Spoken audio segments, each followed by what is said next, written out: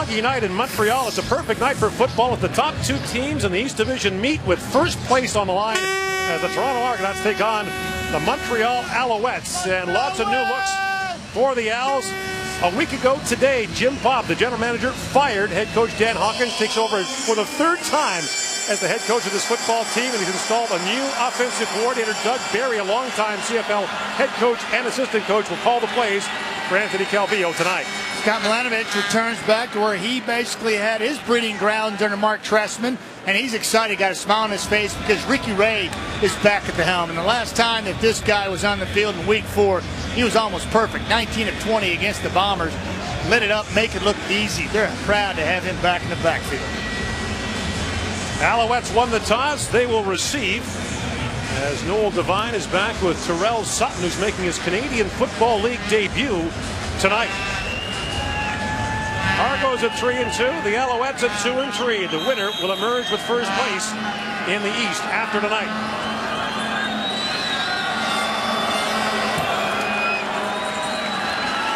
And this is Devine from the 15-yard line. Devine up around the 30, lost the football. The ball is out.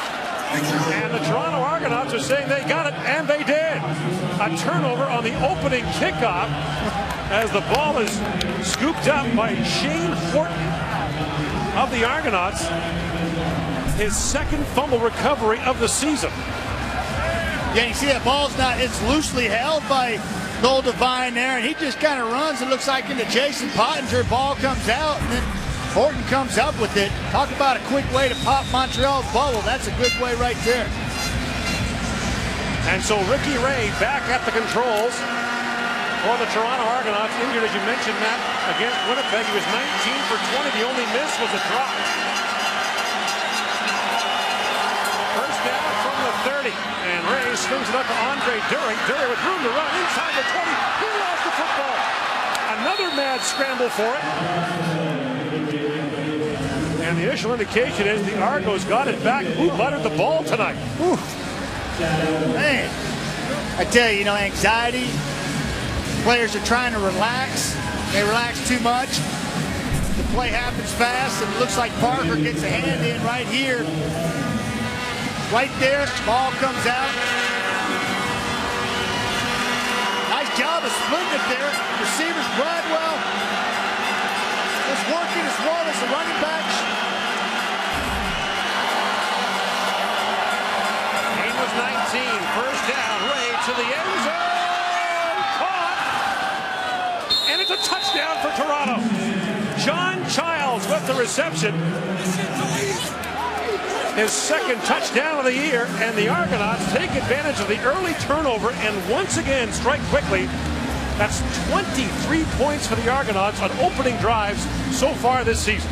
Good fortune on the opening kickoff, recover a fumble. Good fortune on the Andre Dury fumble, and they recover it. And then Ricky Ray goes to work on a pattern that he throws better than anybody, I would venture to say, in the history of the CFL, the corner route. Throws a strike to John Childs. Those are the first points allowed by the Alouettes on an opening possession this year. And, of course, great field position for the Argonauts, who began at the 30-yard line on the fumble by Noel Devine. So the third incarnation of the Jim Popp era is off to an inauspicious start.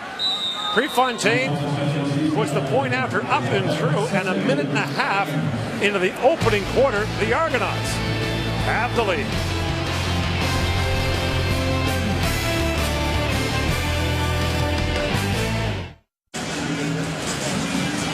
Argos with the early lead. John Childs has touchdowns in back-to-back games after scoring against the BC Lions in the Argos last game.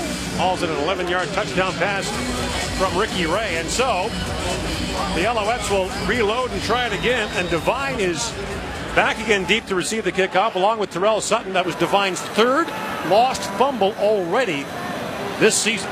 Talk about being on thin ice. Well, there's your meal ticket. You got to hang on to that.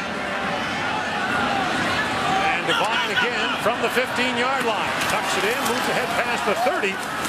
And Devine stacked up just shy of the 35-yard line. Tonight's starters to watch brought to you by Napa Auto Parts, where custom advice comes standard. Well, Anthony Calvillo's got a different hop in his step this week. Talking to him, he exudes the confidence you're used to. He's back, and hopefully their offense is. He's got his go-to guy, S.J. Green, who's going to be a big part of this offense. The loss of Jamel Richardson. And Jerome Messon steps in for Brandon Two-Way Whitaker, who's out with a bruised shoulder for at least another week.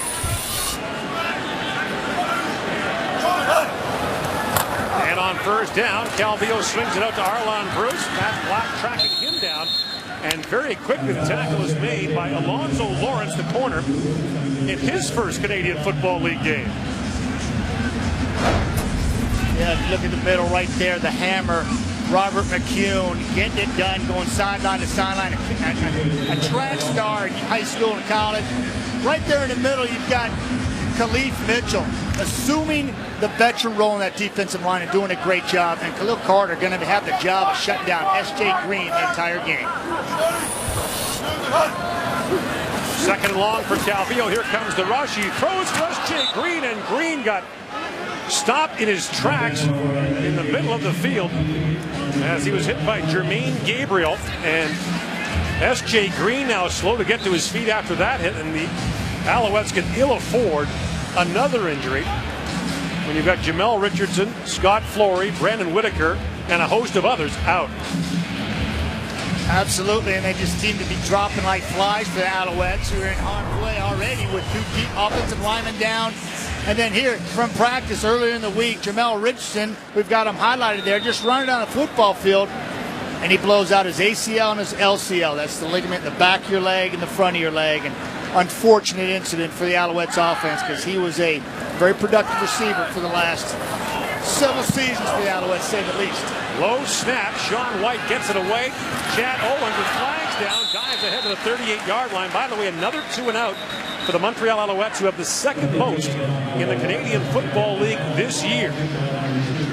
How long will it take for the Alouettes we know to arrive? Yeah, we heard the boys talking about it in the studio pregame and hashing it out whether or not it's going to be a quick turnaround or slow one. I believe it's going to be a slow one. This doesn't happen overnight. Montreal, number 11, 5-yard penalty, first down. There's a lot of execution, a lot of momentum, a lot of things in timing that's involved, and that just doesn't happen in 3 practices, no matter how good they work. So Ray and the Argos take over at their own 42-yard line.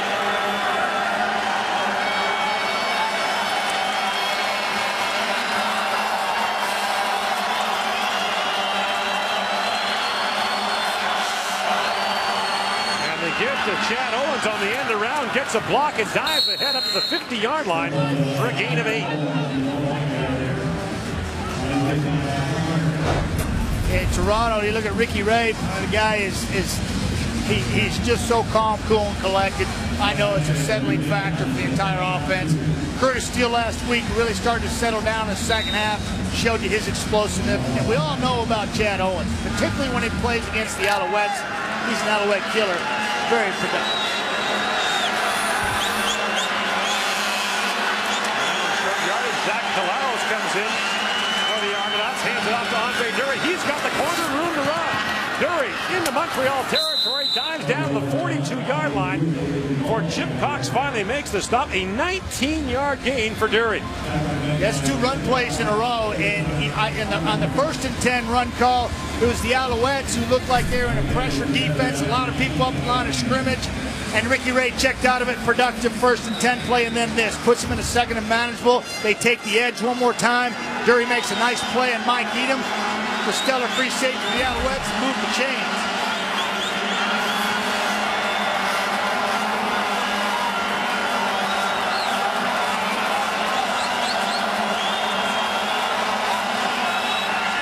First down, flags are down.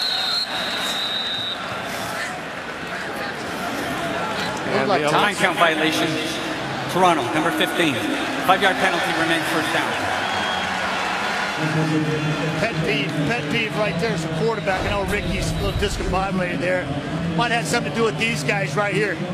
The 2 edge backers. You've got Chip Cox, Kyrie Saber. These guys are getting it done. Abear, in fact, he was voted the most outstanding player of the month last month. And I talked about Mike Edom, number 21.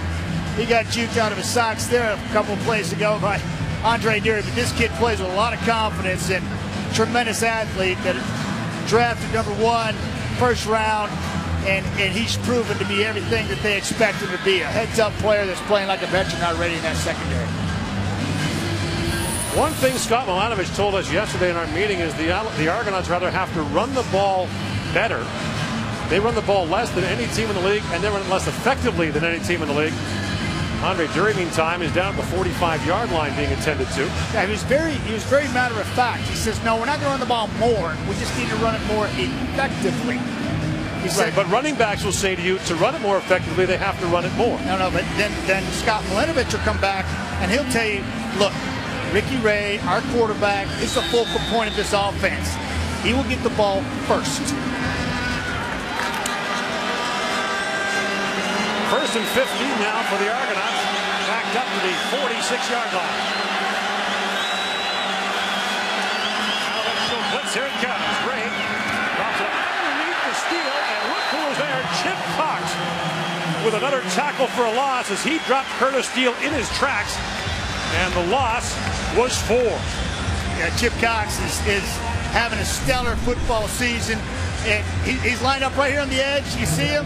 Hey, he's already got leverage. He's got to get outside of the block by Bradwell. He does. He maintains his leverage on Curtis out of the backfield and makes a stop. That's a play behind the line of scrimmage, and he gets another one there. Chip Cox, 8 years out of Ohio University, getting it done. Now 2nd and 19. Ray screens it underneath for Steele. Waiting for blocks to get set up. He dives ahead of the 40-yard line, close to the original line of scrimmage. Kyrie St. Bear makes the stop, but the Argonauts will be well short of first down yardage, and the kicking unit will come on. I was talking to Mike O'Shea, special teams coordinator for the Argonauts prior to the football game earlier in the week, and even talking to Noel Prefontaine, and Noel Prefontaine's best for today, according to the conditions of the game and where we're at in the game, is 53 yards. And certainly this is well within his range, but it looks like they're in a punt formation. They're going to punt, and Matt, there hasn't been a field goal in the Canadian Football League so far this year made for more than 50 yards out. The longest field goal in the league, 48 yards.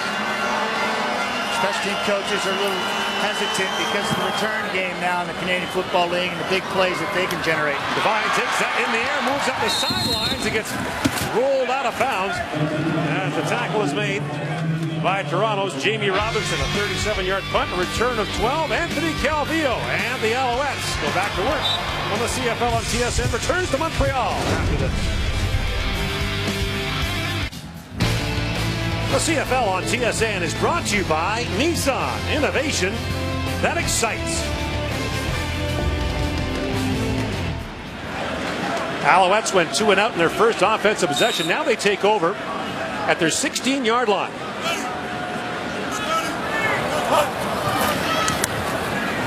And the give to Devine, and Devine gets maybe a couple up to the 18. And Anthony Calvillo talking this week about the fact that the Alouettes had lost the Alouette way. This year, teams started beating us. And for me, the Alouette way is, no, we need that little mental advantage that when we step on the field, we're going to go out there and dominate where we haven't this year. So other teams are seeing us play. I'm like, that's not the same Alouettes. We could beat them. We could go out there and beat them. And we need to get that back. Montreal has not scored on a drive that's begun inside its own 20-yard line so far this season. 2nd down. Calvillo throws. S.J. Green again smacked. This time by Matt Black, but this time he's got a first down up to the 30-yard line, a pickup of 11. I broke the rib watching that one. Green's just going to come on a little dig. It's a 7 route. You push up on your defender. Khalil Carter run across the middle and hope that the free safety's not there, but that he is. Matt Black is waiting on him, and he delivers a nice hit there. It was a hit. It wasn't a tackle attempt. It was just a hit in the shoulder. It was pretty vicious, and it got SJ's attention once again. Hammered earlier by Jermaine Gabriel. First down now for the 29, and they throw it underneath. The ball is loose again. Noel Devine's lost it, and Alonzo Lawrence has it. Devine with his second fumble in the first 7.5 minutes of the opening quarter, and the Argonauts have the football back. Yeah, in the corner from Mississippi Gulf Coast Community College steps up big. Chris Jones, defensive coordinator for the Argonauts, found him down there. Absolutely loves this kid from Dallas, Texas, and he comes up, makes a nice play. Now that's a tackle and a strip. And the team understands that. Early in the week, I'm talking to him at practice, and Chris Jones is preaching this. Hey, look, we get tackles, that's great, but if we get strips and takeaways, that's even better. It's exactly what the young corner did right there. Meantime, Noel Devine has now fumbled the ball 4 times this year and lost it. First down, Argo. Ray. Back to Andre Dury, and Dury steps out of bounds just inside the 20-yard line. Matt, at what point does Noel Devine sit down for Montreal?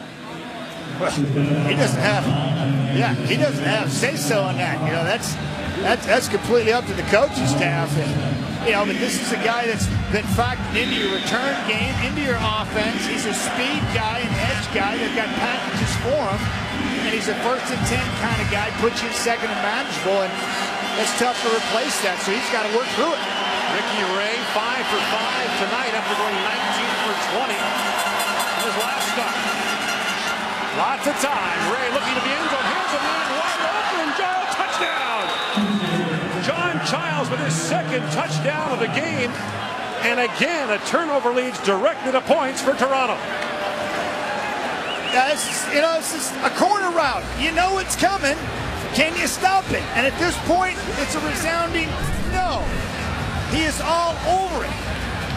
Just burnt Billy Parker, number 17. Got leverage because of the release. Parker falls down. Ball's already in the air. Guaranteed that, and you know it's going to be a catchable ball, and it is. Easy touchdown, pitch and catch for Ricky Ray and John Giles.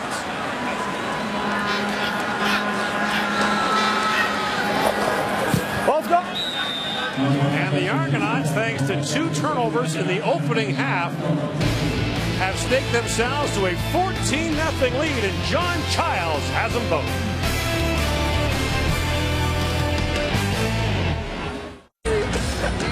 John Giles has 3 touchdown catches in his last 2 games. The product of the University of Texas, where he caught lots of touchdown passes and threw a few as well as a quarterback. Absolutely. And meantime, Noel Devine is on the sidelines now as Arlon Bruce is back to receive the kickoff along with Terrell Sutton.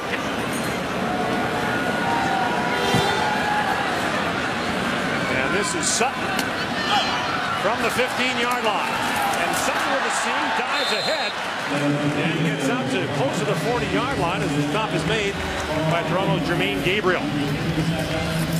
Yeah, Gord, it's all about a release and a pre-snap release to get you leverage. You're going to watch Barnes. He's going to go inside, and Giles is going to go outside. And the 2 defenders, they actually take one, and Billy Parker loses leverage just because the Barnes released to the inside right across his face right there. And now Giles has got outside leverage, balls in the air. That's a pitch and catch that they're going to complete 10 out of 10 every time.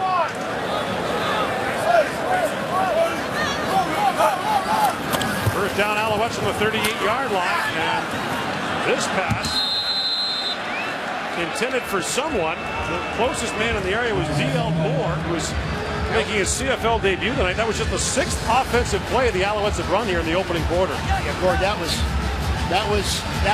more of what we see in the first 5 weeks. Frustration, discombobulation, and that was a throwaway so he wouldn't get hit.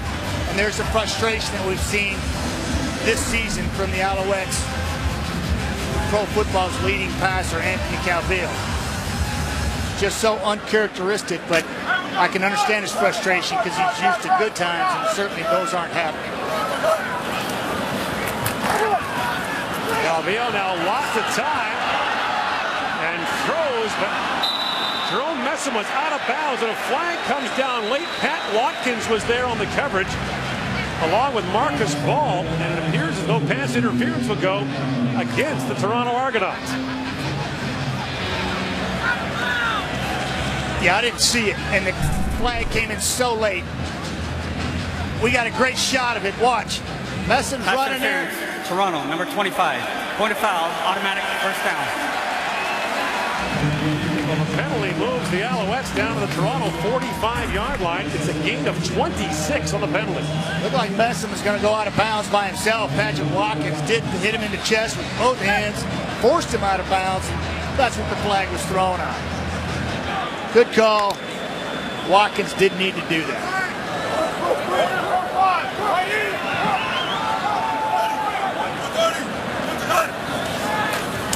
And now the toss to Jerome Messam, and Philippe Mitchell got an early hand on him. Marcus Ball there to finish it off. It's a pickup of, call it 4 yards, down to the 41-yard line of the Argonauts. So Jerome Messam takes over for Brandon Whitaker, and over the years we've seen lots of running backs here in Montreal. Most of them, Mike Pringle, Avon Colburn, Brandon Whitaker, of the smaller variety. Jerome Messam maybe harkens back to more of the days of Robert Drummond here in Montreal. Robert Drummond, Robert Edwards, yeah, those big backs, yeah. He's certainly 6'3", 245. That's as big as they come. He's a power back, and he fits this style offense more so than what the Alouettes have been doing the last 5 years. Calvillo throws in the pass, one hop, looking for Brandon London, incomplete. That'll bring up 3rd down once again for the Alouettes, and Anthony Calvillo trying to contain his frustration in the early part of the season. Yeah, and this is not a big play, not a difficult play. Run up there, find a spot. They can't even do that. That's an option route on 2nd down. Brandon London's supposed to get the yards he needs, turn around based on where the defender's at. If he's inside, you go outside. If he's outside, you go inside. They can't even get that done at this point. That's how discombobulated, disjointed they are. Well, we talk about long field goals. Sean White will try this from just inside 49 yards, which would equal the longest field goal of the year by Randy Paradis of the Calgary Stampeders. It's a low driving kick. It is wide, and Chad Owens is going to bring it out. Gets a block on the corner. Owens still going. Chad Owens up the sidelines. He's got the kicker to beat. And Owens flying down the line. Chad Owens gone. 119-yard touchdown for Chad Owens and the Toronto Argonauts. And there are no flags. Alouette killer Chad Owens making it happen. He loves playing the Alouettes. Averaged 240 yards a game last year against them. Had 346 in the East Final. The guy lives on the Alouettes. And he gets some help, some great blocks. Awesome block right there by Lawrence. Alonzo Lawrence working hard. He's a starting corner rookie making a big block there. Great job of patience there by Marcus Ball, freeing up on the kicker. And then it's a foot race, and Owens is going to win that just about every time. And those who aren't in stunned silence in Montreal are booing. Last time the Argonauts were here, they were playing down the road to the Big O. They won that East Division final, and now they're up by 21 here in the first quarter.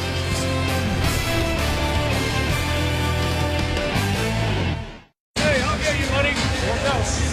It was Chad Owens who had the big game in the East Division final against the Alouettes last year. Over 200 yards receiving that, as you mentioned.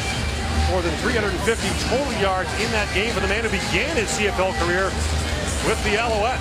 It's been a while. Yeah, he gets a little help here. It's unbelievable the effort on this field goal block and return. And it's Chad Owens is a beneficiary. He did what he does. He takes it up hard. He relies on his blacks. He sees his blocks and watches Jaleel Carter, second-year playoff Akron, coming here. He gets a hand on it. He gets a finger. Watch him lay out. Right here, that's partially blocked right there. That's why White goes wide left. Jaleel Carter gets a finger on it. A couple of key blocks, and Owens is at it again. Put it in the end zone. Chad Owens did not return a kick for a touchdown last season after that brilliant 2011 campaign. And this is Terrell Sutton bringing it ahead, and Sutton out across the 42. So the Alouettes have struggled mightily on special teams in this game, and now the big question is, can their offense get it going? Well, it starts there. It always has. Defense has been stellar this football season. But look at here. This number right here. Almost identical plays run this time of year from last year. And all the other production across the board, right down the line, is down drastically. Tonight hasn't changed. When the offense doesn't produce, the defense is on the field too long, then special teams hurt in the end because most of the special teams guys are from the defensive side of the ball. First down from the 40. Calvillo throws into coverage. The pass is caught. Fumble. And the ball picked up by the Argonauts. And once again, it's Alonzo Lawrence with his second fumble recovery in his first CFL game as Terrell Sutton puts the ball on the ground. And now the Alouettes are really hearing it.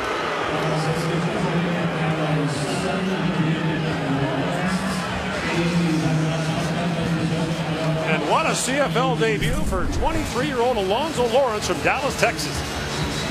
Yeah, it's a great throw. And that's a nice catch by a back out of the backfield in Terrell Sutton. But he's got to hang on to the football. These young kids are putting the ball on the ground, and they have no idea about the Montreal aura or the history. You write that now? Shane Horton knocked it out. That's his third forced fumble of the year, and the Alouettes are going to challenge whether that was a catch. So Jim Pop got the challenge flag out just in time.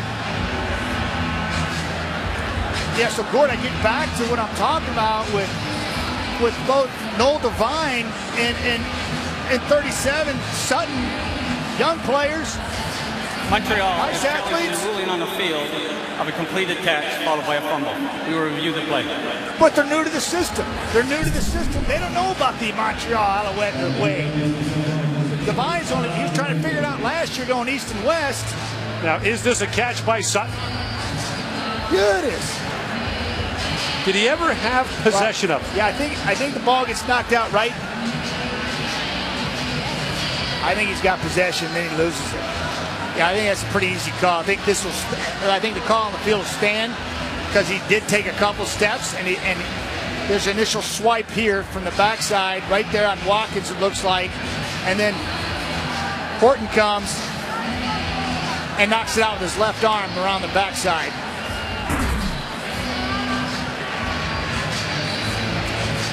After review, ruling on the field stands. Completed catch, followed by a fumble. First down, Toronto. Yeah, athletes, running backs, receivers are all taught to change the ball in the offhand, and he was trying to do that, get away from Horton.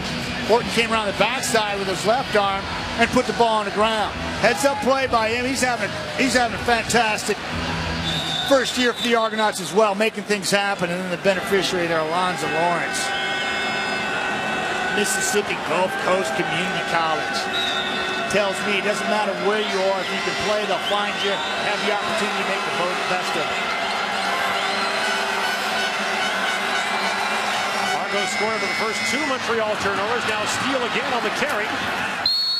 And Curtis Steele dives ahead to the 47-yard line. Of course, the Argonauts still without Chad Tackert, who was also brilliant last year in the East Division final against Montreal. He certainly was, and he's explosive, and it's an unbelievable performance last year. This kid, Curtis Steele's replacement, really started feeling his groove in the second half from last week. He had 17 touches for 109 yards. He made 3 people miss just to get 2 yards there. Scored a couple of touchdowns last week. And now Ray with time throws, and it's caught by Jason Barnes, wide open in the middle of the field. Barnes off and running. Dives down to the 43-yard line. Mike Edom there to make the stop, but it's a gain of 20 yards and an Argonaut first down. Yeah, it's pick and choose. Ricky Ray said to us yesterday, last week or week 4, he has 19 of 20. Says his first and second reads were all wide open. Watch this. Barnes and Owens are wide open. Owens is open on the crosser, and so is Barnes. Pick and choose. That's too easy for a guy like Ricky Ray. He's well on his way to a huge night. Ray 7 for 7 for 79 yards. That pass incomplete for Steele, so there's his first incompletion of the game. Ricky Ray is completing over 75% of his passes this year. If he keeps that pace up, and it's very difficult to do with bad weather coming late in the year, that would be a CFL record. I've seen him throw in the rain, though. I'm going back a couple years in the rain in Saskatchewan. He's strung about 20 in a row. And, I was going off then, saying, folks, clinic's going on. Got a little flack for that. How many times I said it? But I tell you what, the guy puts on a clinic just about every time he's out, rain or shine.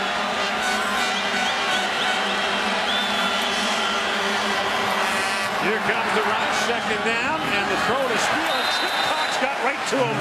It's no gain, and a big defensive stand by the Montreal Alouettes will force the Argos to kick. Well, where they had success there defensively was on first down. They made Ricky check down to his back. Ricky he threw too hard to Curtis Steele, and Steele couldn't handle it. And now it forced him into second and long, and now the defense is at an advantage. It's pretty simple. When he can do that defensively, you're in the upper hand. And Noel Devine is back to receive the punt from Noel Prefontaine. Devine has fumbled the ball and lost it twice in the opening quarter.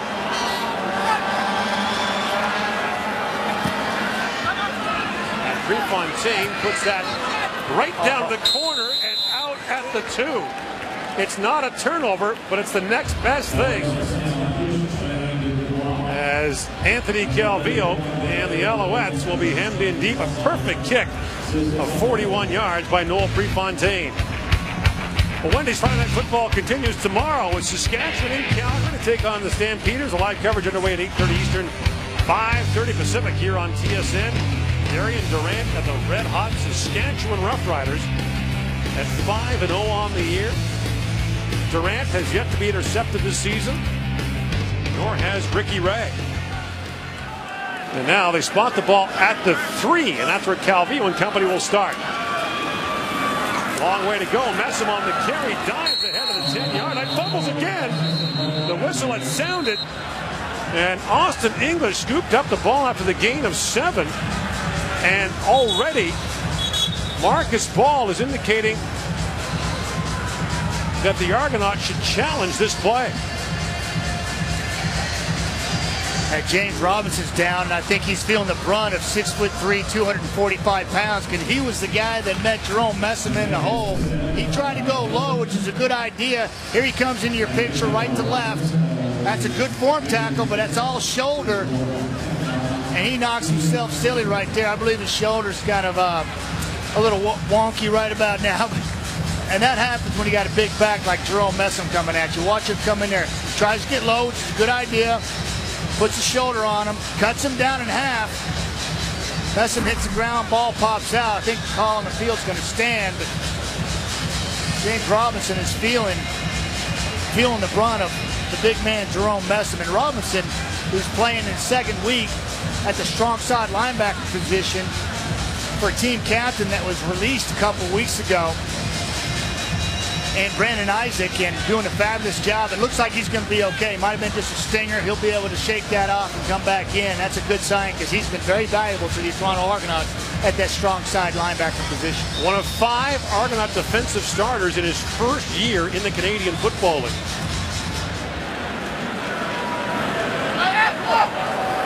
Gain was 7. Now 2nd and 3 for the Alouettes from their 10-yard line. Should be the final play of the quarter, which can't come soon enough for Montreal. Messam dives ahead. And he'll be close to a Montreal first down. It was all Argonauts in the opening quarter.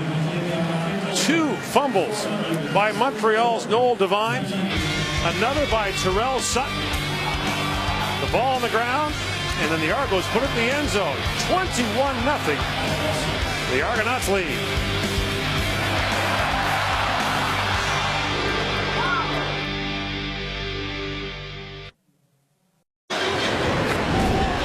Back in Montreal, the numbers after the opening quarter are not impressive from a Montreal perspective. Down 21-0. 3 turnovers, the difference that led to 14 Toronto points. And now the question, Matt, is all the talk here was about the Alouette offense and how it would respond after the coaching change and all the other changes they made. How could you possibly evaluate the Montreal offense after a quarter like that? Absolutely. Just discombobulated, can't hang around the football on special teams, and when you do complete a ball down the football field, again, putting it on the ground. Awfully difficult to establish yourself offensively, and certainly as a team, trying to find your footing, trying to find that Alouette way, and what happens? The defense is out there 24/7. Then the special teams falters because they're tired defensively, and most of the guys on the teams are on the defense, and it just kind of snowballs. And it snowballed in a hurry for the Montreal Alouettes in the wrong direction, and the Boo Birds came out. in a big way. That was complete to Brandon London, who's caught just one pass in the last 2 weeks for the Alouettes, and a gain of 6 will bring up 2nd and 4. And when you're on the road playing a divisional opponent that's kind of trying to get themselves up off the mat, it's exactly what you want to do. And the Argonauts, give them credit, are flying around making these things happen, punching the ball out, being opportunistic, and taking advantage of a team that is down.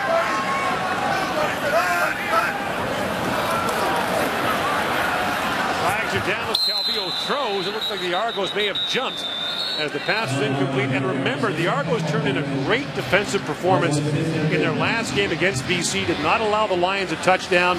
4 times only the Lions got into the red zone inside the Toronto 20-yard line. Toronto, number 35.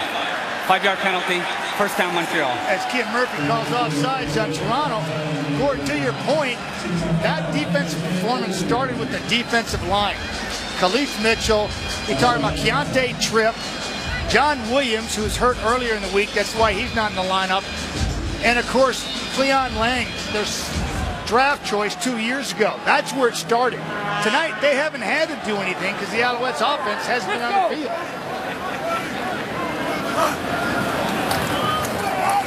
Calvillo throws, and the pass is caught. S.J. Green's got a first down.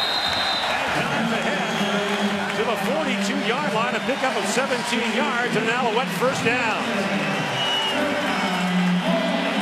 Yeah, and I mean, even this play, it has to be precise because there's not a big window there. This is what a 20-year-old vet gives you. Robinson's almost underneath that. That's in the zone, soft zone there. AC sees it, puts the ball in the money, and S.J. Green, Solomon Jr. Green, turns it upfield for a first down. And that's what you have to do. One play at a time here to crawl back in this for the Alouettes. Now back to the ground they go. Messum's got a seam for a moment. Marcus Ball took him low, and then Jalil Carter took him high. The gain is 5. And Marcus Ball shaken up on the play for the Toronto Argonauts.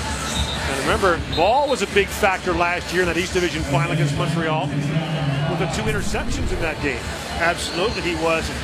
Last week he got himself another one. Marcus Ball playing tremendous productive defense. There he looks like he's just kind of getting wrapped up and swung to the ground by the big Jerome Messam. Like you said, get some help from. Ball being attended to. The CFL on TSN returns to Montreal after this. Marcus Ball, who was a key part of the Argonauts' late season surge last year, back to the sidelines. And meantime, from a Montreal perspective, Jim Popp, who is taken over for the 3rd time as the head coach of this team, began his pro football career as a coach, was an assistant in Saskatchewan. His dad was a long-time coach. He said coaching is in his blood, but obviously didn't want to do it. And time is running short this season, and let's be honest, with quarterback Anthony Calvillo, who's 41 later this month. Second down now for Calvillo, throws it underneath. Messam, the catch, dives ahead. Pat Watkins there on the stop, and they will mark the ball inside the 50-yard line. They'll be at least 2 yards short. I believe Jonathan Hood from Western, who's replacing Marcus Ball, who's out. He was in on that tackle as well on 2nd and long, and was in the right spot at the right time. Got a little help from the corner and forced another 2 and out. Stopped the drive. It wasn't a 2 and out. Montreal actually got a first down. That drive began at the Alouette 3-yard line after the great kick by Noel Prefontaine. So Chad Owens, who has a missed field goal return officially of 118 yards in this game, stands back at his 15 to take the punt from Sean White. Let him go. Good kick by White.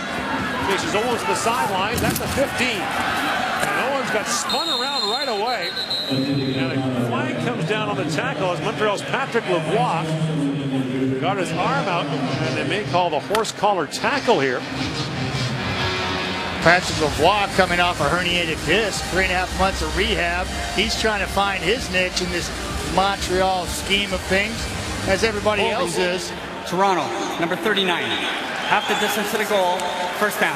They actually called Josh Gatlin for the hold, so that'll negate the return and send the Argos back inside their 10-yard line. And this is what Chad Owens, who broke into the CFL as an Alouette, has done to them in the last 12 months. You look at the total yards in the East Final. That included more than 200 receiving yards. And now the Argos are backed up to their own 7-yard line, their worst field position of the game.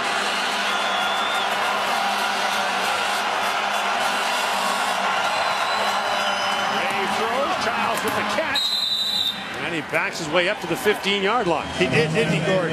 He just kind of like backed his way out of bounds there, getting a couple more extra yards. Ricky Ray read the zone coverage, knew as soon as he got the ball, he knew he was going with it. That's what you have to do as a quarterback. That's what the good ones do. Recognize what the defense is giving to him before the ball is snapped. Knows where you're going to go with the football before he catches it, before the ball is even snapped, and he delivers with timing. The gain is 8. As the Argos have the ball at their 15-yard line. And now the short yardage team comes in. And Zach Collaros, who was 21 of 25 passing last week for 3 touchdowns, comes in. Takes the pitch, and Collaros will take off. He's got room to run.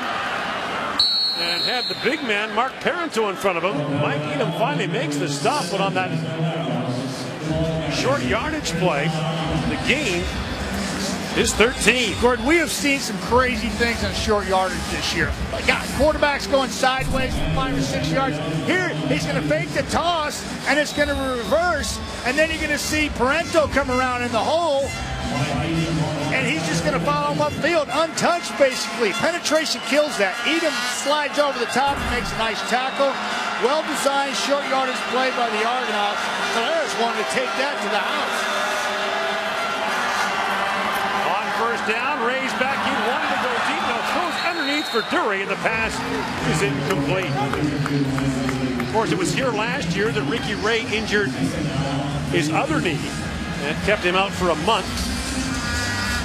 He said this time around it wasn't as serious. We thought it was. We saw we doing a little amateur lip reading on the sidelines. We thought he said we felt it pop, but it wasn't as serious. The bye week came at the right time for the Argonauts. He had some time off. It's basically 3 weeks to the day that he was injured. Looks like he's good to go. Alouette defense has been the team's strength so far this year. Now on second down, Ray drops it underneath again. Steele makes the catch. Chuggles gets out to the 40-yard line. That'll be good for a Toronto first down. Yeah, and Ricky Ray, he feels a little pressure, and he's limping after this play. And he slides up in the pocket, keeps his eyes downfield, as all good quarterbacks will. And he knows that his safety's right in front of him. And he just kind of forces it out there. Gets hit late by Edro Kawali. I don't know why a flag wasn't thrown there, because that's uncalled for. Need to keep our superstars clean, and that's way after the ball was delivered. Edro taking a little frustration out on his ex-teammate, Ricky Ray. First down, Toronto back to the ground. They go to Steele, who bounces outside, room to run. Out across the 50-yard line, another Toronto first down, and again the safety, Mike Edom, over to make the stop. Not before Curtis Steele had a chance to show us his lateral movement. You watch this, when you go to practice, they work on it every day. And they work in the lateral movement. This guy's got tremendous quick feet, and he shows it once again in the open field. Makes the guy miss. We saw it last week. He settled down. He was kind of in front of himself. You got Rogers coming out in front of him. He puts a move on Gerald Brown. Doesn't even get a hand on him. Picks up another 4 yards. Curtis Steele getting it done. Package in now. They give the ball to one of them, Andre Dury, who's kind of a combination of a slot back and fullback. Jeff Tisdale there to make the stop as Dury slipped. As Zach Collaros is back in the game for Toronto, so I wonder if that late hit on Ricky Ray might have had an effect. Yeah, I told you he was limping after that, and it was a late hit that wasn't called. And I'm sure that he was kind of maybe feeling it out, having him looked at over there. He's taking it all in. Looks like he just might get some water, take a breath. not like they're going to lose a step with Kalara. Throws it high for Dury, batted up in the air and almost intercepted by Billy Parker, who had nothing but stripes in front of him. It'll be third down now for Toronto. Gord, I would suspect that we'll see Ricky Ray next series if he's going to go, but this ball's high. It's a good thing. If not, that could have gone the other way because Billy Parker was trying to undercut that. Zach Collaros was special, though, in his start last week. Really seemed to play the game. The game wasn't too overwhelming for him. He managed it. He reacted really well. Noel Devine standing back at the 15-yard line to take the punt from Noel Prefontaine. 8 to go in the opening half. Great kick by Prefontaine. Chases Devine back to the 5-yard line. And Devine with a flag down gets out to the 21-yard line. A 49-yard kick and return of 13 in the CFL on TSN. Back after this.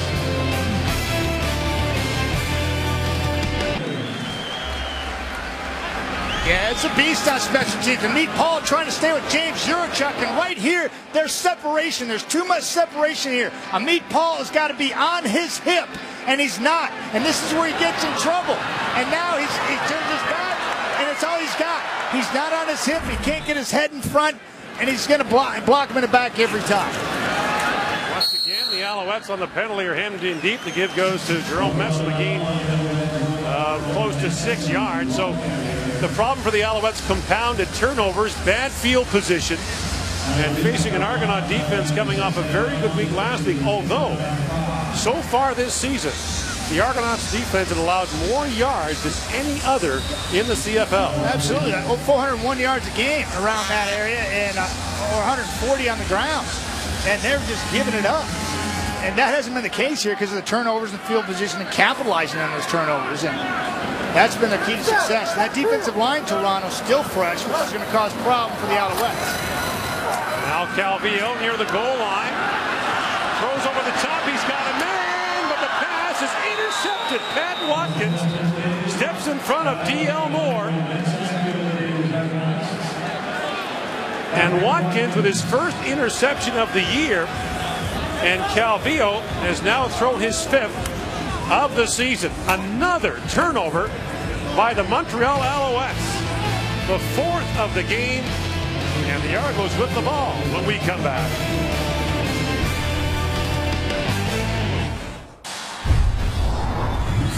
Last week, Khalif Mitchell really collapsed the pocket against the BC Lions and made life difficult on Travis Lule. Here he just takes Norman back and sacks Lule and throws him like a sack of potatoes. Thank you very much. Again, tonight, watch him right here. Watch this over the top. This is working in unison. Watch the swim move right there over the top and then splits the leverage. There's Keontae Tripp flushing AC.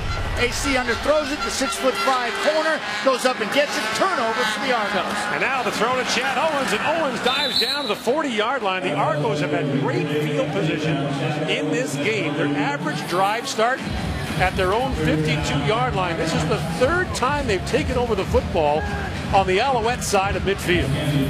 These are the nights you love as a quarterback. Short field, just taking pot shots at the defense, and Ray's been doing that. Finding John Childs twice in the end zone on corner routes. His patented move. Meantime, the Alouettes lead the league in interceptions and have allowed the lowest completion percentage defensively of any team in the league. The Argos are shredding them tonight. Here comes the rush. Ray throws. The pass is caught. Mike Bradwell. But right away, Byron Parker is on him to limit the gain to about 5. Yeah, Ray had to get rid of it because he's got the Angry Bird Kyrus Abear in his face coming off the edge. And Steele comes over late and picks it up. And Ray's got to get their Steele here. You're going to watch the Angry Bird come off the edge. And Ray's got to bring it. Oh, the Bird comes right up the middle. I'm sorry. Comes right over the A-gap. Steele recognizes it. The ball is gone by Ricky Ray already.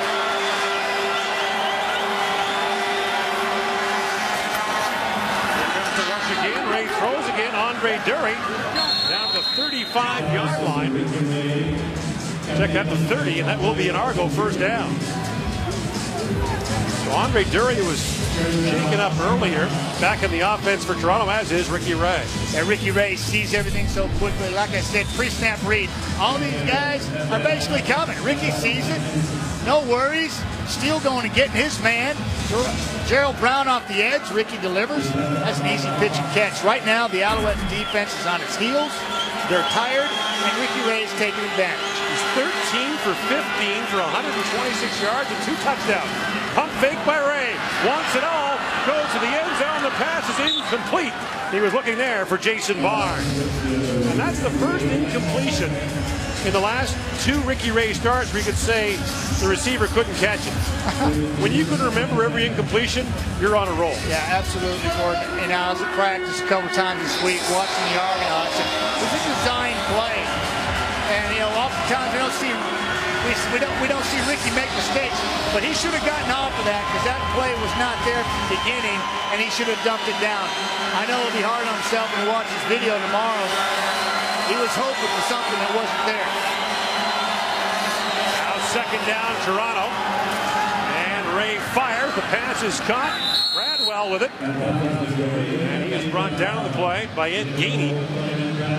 And they'll mark the ball at the 14-yard line. Another Toronto first down. And Mike Bradwell just getting back in the lineup the last couple of weeks brings a sense of toughness to this club now. And he's kind of embraced that attitude and that mindset and that calling card, so to speak. He brings a level of toughness that wasn't there when he played at Master 5 years ago, but he's developed into that role. Coaches love his style of play. First down from the 14. And Ray to throw again. Caught by Barnes. Touchdown. Jason Barnes with his 4th touchdown catch of the year. And the Toronto Argonauts are hanging a number on the Alouettes in Montreal. Absolutely. Jason Barnes does everything. He's just in and out. Just a little. It's just a in and out, a slant. Ricky puts it up. Watch this. He's going to run up here, under it up. And what? The ball's going to be put on his upfield shoulder. Not his back shoulder, but on the 8. He's going to put it right on the 8, upfield. Defenders underneath. Billy Parker can't get to it. It's a perfectly thrown football.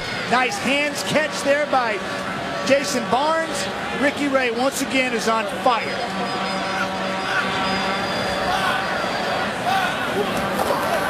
Ball's gone. 28-0. The defending Grey Cup champions with the lead. They came here and stunned the Alouettes last November in the East Division Final, winning 27-20. Remember that last-second pass to Brian Bratton that bounced off his hands and could have forced overtime? But it's no contest so far tonight. Absolutely. Sac State to Sac State. Ricky Ray to Jason Barnes. Former Edmonton Eskimo teammates. Absolutely. Here are the last 2 plays of that drive, Matt. Yeah, it's just a bang route by Bradwell. Fakes like he's going to run a quick out. Slides underneath. And then you just got to in and out here. Little slant with the wheel over the top. Upfield shoulder throw. Like I said, it's Sac State to Sac State. Ricky Ray to Jason Barnes. They did it in Edmonton. They're doing it again here tonight. Defense of Montreal's tired on the heels. Ricky Ray is just beating him down. Doesn't matter who it is. Now got 11 touchdown passes this year. No interceptions. Phenomenal. As a quarterback, 14 years, I'm enthralled by what this guy can do. Watch him in practice, watch him come out here with a pulse of 12 and effortlessly just pick apart a defense that's been solid all football year. Well, Sutton takes the kickoff, has some room to run, and Noel Prefontaine, the kicker, throws a shoulder into him. And Prefontaine, the 40-year-old, That's crazy. I don't know. You know, and he played free safety in college, and you know he's an athlete. He can long snap, he can punt, he can kick, and he throws about 200 balls in practice every day. Watch number 1. This is the kicker. Break down, big boy. Make a tackle. Boom. Oh, and then he starts driving his legs, gets in there for some more. Oh man, I love him. He's a competitor. That's really not what you want your kicker to do. Not with Swayze Waters, or other kicker, on the injured reserve list. Absolutely. First down, Alouettes, and the screen pass is set up, and Messam dropped it. This has been a nightmare, literally, from the start of the game. Yes. When Noel Devine fumbled the opening kickoff, and the Argonauts drove it down and scored. Crescent Moon could be getting packed early tonight, or Crescent Street could be getting packed early tonight. We've hit the 3-minute warning as Ricky Ray and the Argos are having their way. 28-0 to score here in the opening half.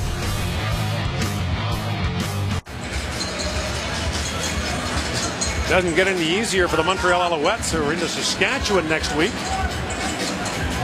Jim Pop felt that changes had to be made. Saw some things in training camp that disturbed him. They weren't changed, so last Thursday he made the move to go back behind the bench, or on the bench, for the Alouettes. Second and long, and S.J. Green was about 10 yards offside. It's one thing to get beaten at home, Matt, but it's another when you do it to yourself. 4 turnovers. Offside. Montreal, number 19. 5-yard penalty, remains second down. 4 turnovers in the first half. Penalties. Missed assignments. Yeah, I mean, Argonauts are a tough enough opponent. Trying to beat them alone. You have to overcome your own mistakes. Makes it awfully difficult. We're seeing here tonight. Now it's 2nd and 15 for the Alouettes. Under 3 to go in the opening half.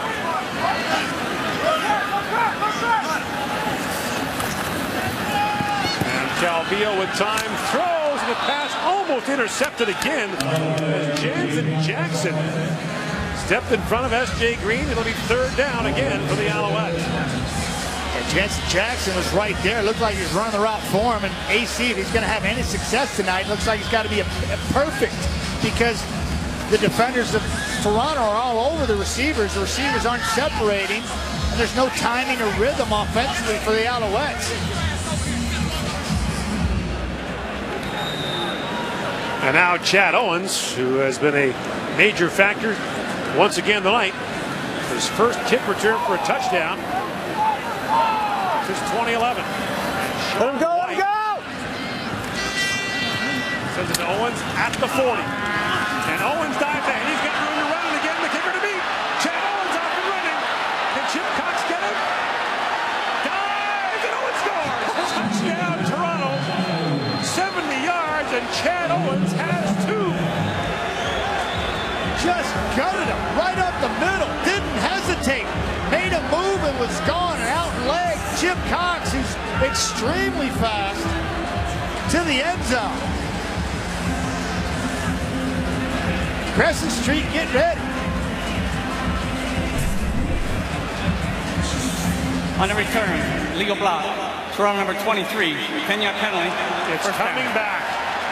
Oh, the bubbles burst for Alonzo. Quinn Porter.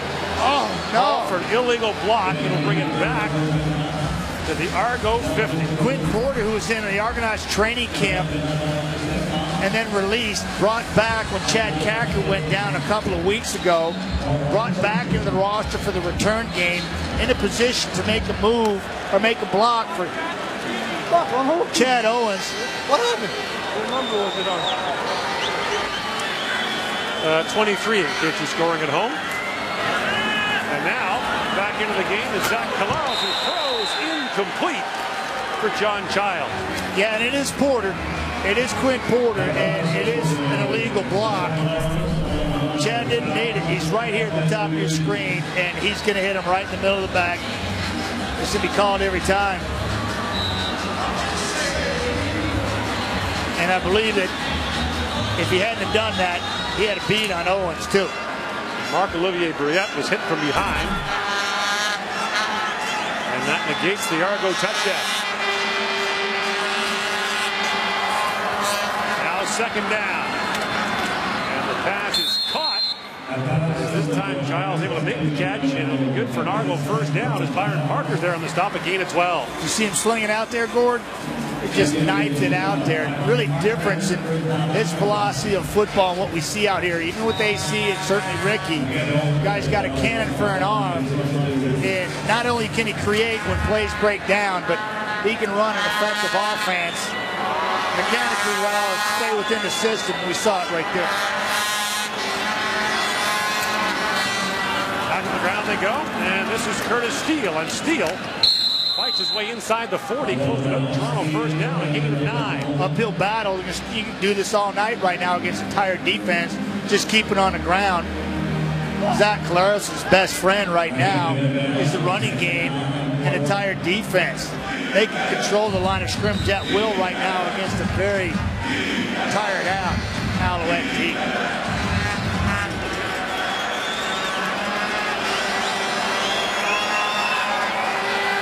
Second and short. And Collaros dives ahead and should have another Argo first down with 1:41 to go in the first half. Yeah, Jim Pop, what do you say to your team at halftime? Question is, and it's a good one. And I was Jim Pop say, hey, look, guys, we're trying to turn the corner. Tonight when we did, we ran into a bully. Toronto Argonauts. We didn't help ourselves, but we got 30 minutes to play. Are we going to turn this corner and get down that alley or not? Because right now it's a fight. And you've got to go out there and you got to see what you're made of. He trusts everybody in the room. He brought them all there. I tell him that. But I'm saying you guys don't beat yourself. Go out there and play 30 minutes. Let's turn this around right now. Forget about the scoreboard. I believe that's what Jim Pop's got to tell these guys. 18th year as the general manager of the Montreal Alouettes. They have not missed the playoffs since he took over prior to the 1996 season. Well, he pieces together solid football teams year after year. They've gone through some adversity, going through some more this first 30 minutes. Now on first down, the fake the steal. Collaros throws. And the pass caught by Andre Dury, but the gain just a couple with Byron Parker. He was there to make the stop. The versatility of Andre Dury, highlighted yesterday by Scott Milanovich, is that we don't have to change personnel with Dury in the lineup. He's an excellent receiver. He can run in short yardage. He can play fullback. He can, and he's like a Swiss Army knife. And those guys are invaluable, particularly when they have the explosiveness of Andre Dury. They got a lot of talent out there in that football field right now. Well pieced together offense. It's feeling it. Now Collaros throws it outside to Steele. And a shoestring tackle made by Billy Parker will bring up a third down for the Argonauts. So Zach Collaros is getting more chances now to play. It's his fourth appearance of the season for the Argonauts. And why not? It's 28-0. Your starting quarterback was on fire. He's got a bum knee. He's already been hit late, kind of aggravated it. So why not get him some quality time with a 28-point lead in the first half? Very meaningful reps. Hasn't been as sharp as we saw him last week, but certainly very capable of making people miss, making things happen, and controlling the football game. Noel Prefontaine had a great punt tonight to hem the Alouettes in. Made a pretty good tackle on special teams and will now try a 43-yard field goal in his 250th CFL game. And Prefontaine puts it through as the Argos go over 30 now with a 31-0 lead. Well, coming up moments from now, GMC Live at the half. Dave Randorf, Chris Schultz, Vince Stiegel, and Paul LaPolice will talk about what's been going on tonight. Playing 3 downs. And Dave Nina with an insider report on what's going on with the Winnipeg Blue Bombers. Changes maybe in the offing there. Yeah, Garth Butchko has certainly stepped up and made his wishes known to the board in Winnipeg. And this is, this is what happens. You get yourself in a big hole in a hurry against a team like Toronto when you can't hang on football. Noel Devine put it on the ground twice. Terrell Sutton put it on the ground. And then a pick by Patrick Watkins when the defensive line flushed into Calvillo. Toronto getting it done in all phases. Now Calvillo throws over the middle of the pass caught by S.J. Green into Toronto territory. And Montreal first down to the 52-yard line with 27 seconds to go in the first half. And the Alouettes looking for any kind of spark prior to halftime.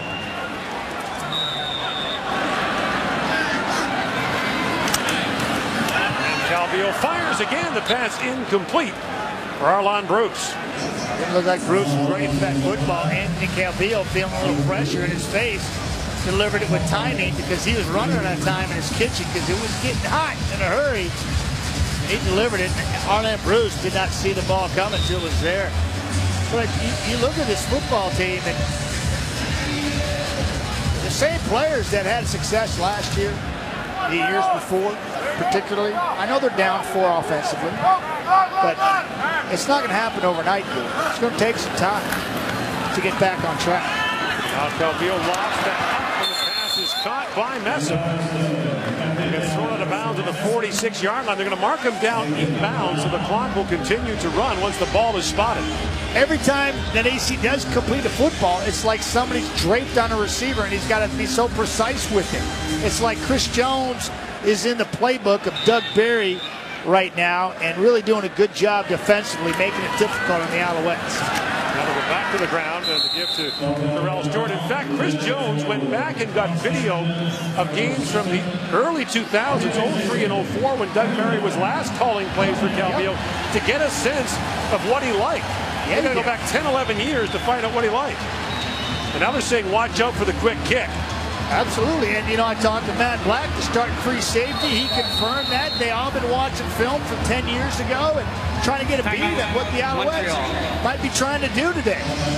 So far, so good. Looks like they got a pretty good read on the Owls offense, and they're shutting them down. Jones and Berry have known each other a long time. In fact, they were sitting together talking prior to the game. I'm assuming they weren't talking about plans for tonight. Those are 2 longtime football men. I could see Doug sharing some thoughts as to what was happening earlier on, but certainly a lot to chew the fat on, that's for sure. Now we'll get a field goal try from 48 yards out, and look out, Chad Owens back in case Sean White misses. He was 6 for 6 last week. Puts it up and through. And the final play of the opening half, the Alouettes get their first points, and a sarcastic cheer from their home fans. 31-3. The Argonauts lead after the opening half, and a sarcastic standing O from the fans in Montreal.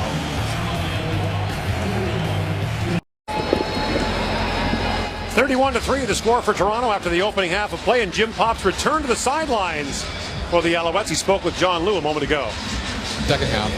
Well, we just got to stand up. We can't turn the ball over like we did. That really put us in a hole.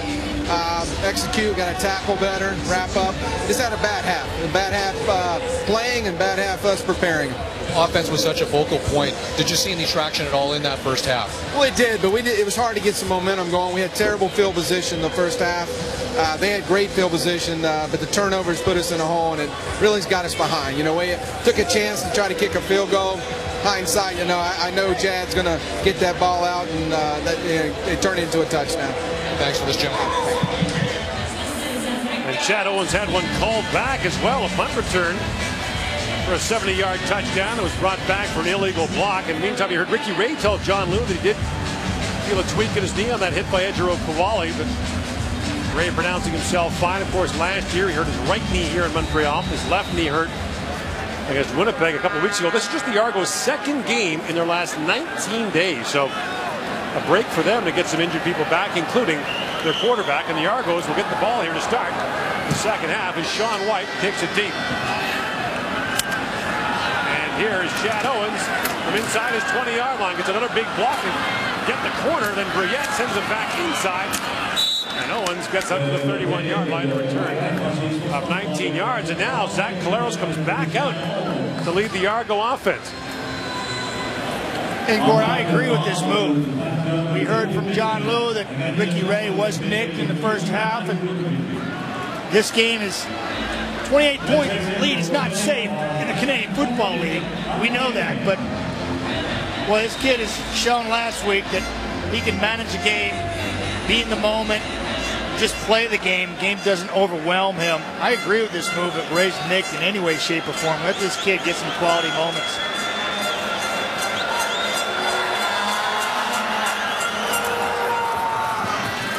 Hands it off to Curtis Steele. And Steele bounced back by a host of Montreal Alouettes, including Alan Michael Cash. Let's go back to that play in the first half when Ray was hit after throwing by Ejiro Kowalik. He steps up, ball's out. Then Edge hits him, takes him down, kind of lands on his knee, and he's holding it right away. That hit should have never happened. At least a flag should have been thrown, because that was 2 steps after the ball was out. Ray 15 for 18 in the game for 152 yards and 3 touchdowns. Now it's 24-year-old Zach Calaros from Steubenville, Ohio. A little shovel pass. Jason Barnes makes the catch. A flag is down as Shea Emery made the stop. That's one of the longer shovel passes we've ever seen. Yeah, he's got a strong arm. Strong shovel pass, too. Heads up play. Go back to last week when Holding Toronto, number 67. 10-yard penalty remains, second down. Jeff Keeping, the former Montreal Alouette. go back to last week when we were watching him do his thing and create against the BC Lions. And it was a phenomenal effort by the young man. He reminded us often of Doug Flutie with the way he did things. That shovel pass is another indication that he's got a lot of Flutie in him. Every strong performance makes him a more and more likely candidate to play down the road in Ottawa next year. After the holding penalty, 2nd and 15, he finds Owens. And Owens beats a couple of tacklers, gets up to the 33-yard line, but the Argonauts will once again be well short of the first down, and a late flag comes down in the defensive backfield. Against the Argonauts.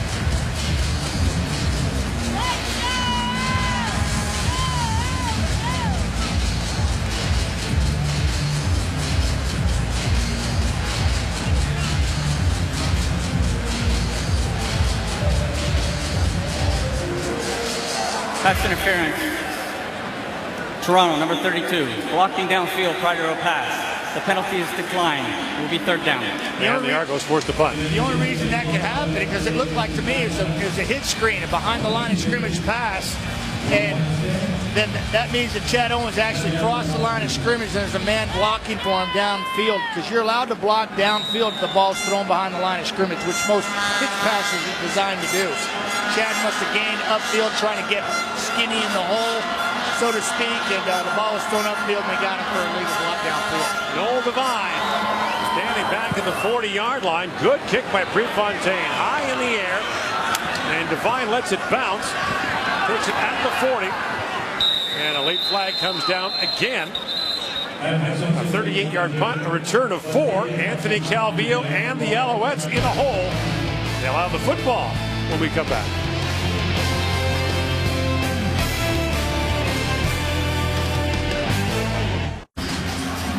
In the last 19 regular season meetings between Montreal and Toronto, the Alouettes have won the battle of time of possession. We go back to 2007 to find the last time the Argos had the edge. Well, tonight, thanks to those 4 turnovers primarily, the Argonauts with a wide edge.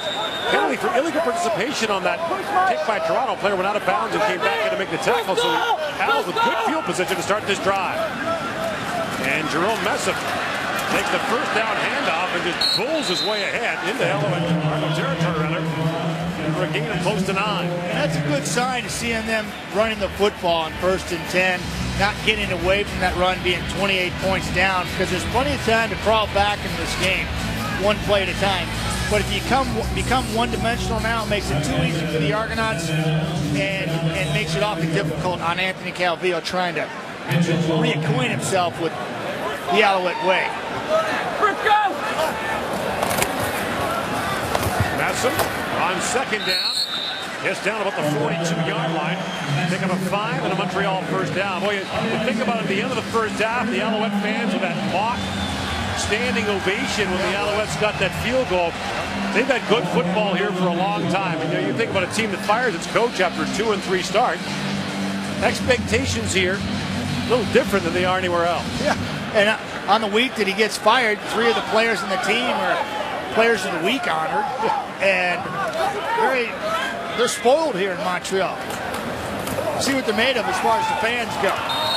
see if they stick with their team. And I challenge them too, because it's a good organization, has been for decades, and it's just a matter of them trying to find their footing and find that edge that Anthony talked about earlier on a clip we saw. Extremely important for the fan base here to continue to back this football team as they try to find the Alouette way. They're all in, though, on a 40-year-old quarterback in Anthony Calvillo. Either Josh Nicewander or Tanner Marsh, the two backups, have thrown a pass in the Canadian Football League. Yeah, that's why Adrian McPherson bolted for the Arena Football League after 5 years of backing up AC and couldn't get any playing time. Wanted to prove to people that he could still do it. He went down there and lit it up, and then 2 weeks ago he had a hernia operation and had to sit out the last 3 or 4 weeks of the Arena Football League season. But proof in the pudding there. You got a guy that's groomed for his backup position. He's just seen he saw the light. I'm not going to get to play. This guy's never leaving. Massam caught that pass, but the game was just one, so now it's 3rd down for the Alouettes. And Sean White will try another field goal.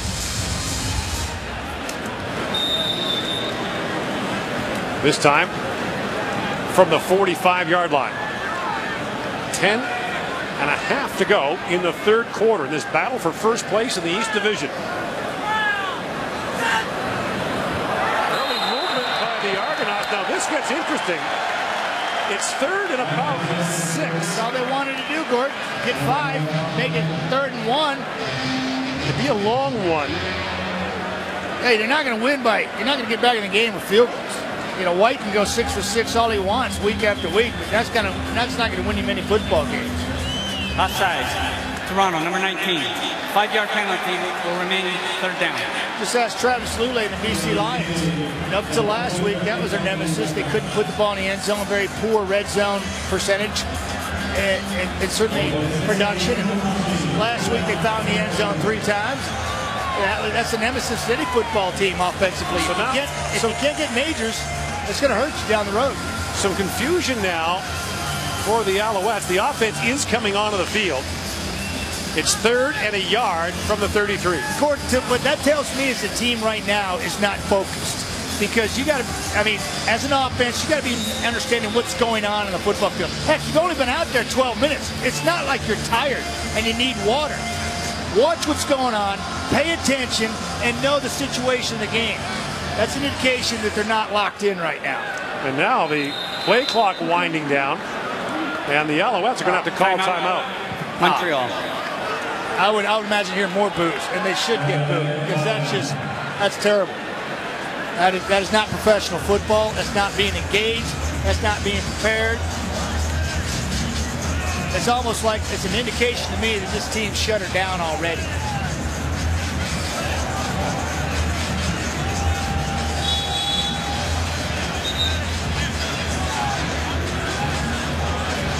If this was a Pee-wee game, if this was a Pee-wee football game, Gordon, and I'm coaching and that's my team out there, I'm going, hey, you know what? We're just going to throw in the towel. Because you wouldn't take them for ice cream afterwards, would you? Oh, no, I'd put on like a Friday Night Lights or something like that and let them watch and get all jacked up. Before you know it, they'd be out in the front yard throwing the football around, having a good time. And the 3rd and short play to Messam. Gets him down to the 25-yard line, and the penalty allows the drive to continue for the Alouettes. The Alouette crowd, the fans here, they understand the importance of the sarcastic cheer when the team finally got together and got a assisted 1st down from the Argonauts. Well, they watched their team on the road blow a 24-0 lead against Calgary. Can a 28-0 lead be overcome here at home against Toronto? Great things have happened. Play fake to Messam. Calvillo rolls and throws, and the pass bounces off the hands of fullback Patrick Lavoie. That black there on the coverage. It'll be 2nd down. Oh, this is great to see them pound the run, and then AC finally pulls it and gets the edge, but he doesn't. Watch this guy right here. Brandon London wide open down the football field right here. He's going to be wide open. AC Sally ran. Look, nobody takes London. He's giving it to me. AC's already thinking he's going to try to knife it to Lavoie. He misses a wide open Brandon London. Opportunity for 7 there. Down the drain. Now 2nd and 10. Calvillo under pressure is going to run, but a long way to go. And he runs smack into Marcus Ball. Yeah, that's not what you want to be doing when you're 40 years old, 20th year. I love the competitive instincts, him pulling it down, trying to make something happen, but he realized there about 6 yards downfield, it's just not going to happen for me. I think they're going here, are they? I think they have to. 3 doesn't help you, Gord. And soon, this clock is going to become their nemesis. So 3rd down now, and about 4. And the Alouettes will gamble. And I say, and people are going mad, there's 8.5 minutes left in the 3rd quarter. I get that. You're 28 down. You have to play with a sense of urgency offensively right now. Here comes the rush. Calvillo flashed out, throws, and the pass one hops in front of D.L. Moore. Pat Watkins there on the coverage. That'll go down as the 5th turnover of the game by the Alouettes, none by the Argonauts. So the score remains 31-3. The CFL on TSN returns to Montreal right after this.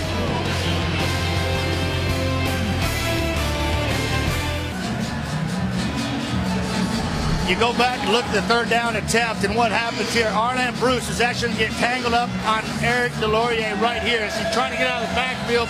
They click heels right there. Bruce goes down. AC's going to give him the ball. He's got to abort. He scrambles, can't find a receiver, and then it's more of the frustration coming out from 1-3 Anthony Calvillo. Caleros remains at the controls for the Argos. Play fake to steal. John Bowman drops him at the 10-yard line. 4th sack of the year for Bowman. John Bowman inching closer to becoming the all-time sack leader for the Montreal Alouettes. That's his 64th of his career.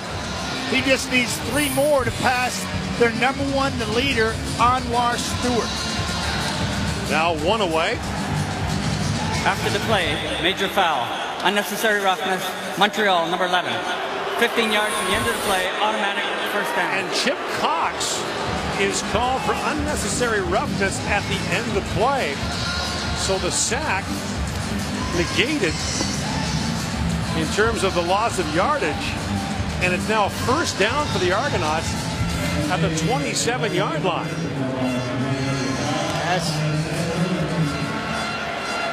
It was miles away from the ball. That's just uncalled for. That's frustration more on a veteran player coming out in the Alouettes. The 1st down for Zach Caleros. Lots of time, throws, and the pass for Barnes incomplete. He got smacked late, and that's going to be a penalty against safety Mike Edom. Yeah, I think that's an easy call. That ball's hitting 10 yards past him, and then finally Edom comes in and hits him. I like the aggression, but it's got to be better placed. Major foul, unnecessary roughness, Montreal. 15 yards, 1st down. That's 30 yards in penalties on the Alouettes on this drive. So now after turnovers, penalties become their problem.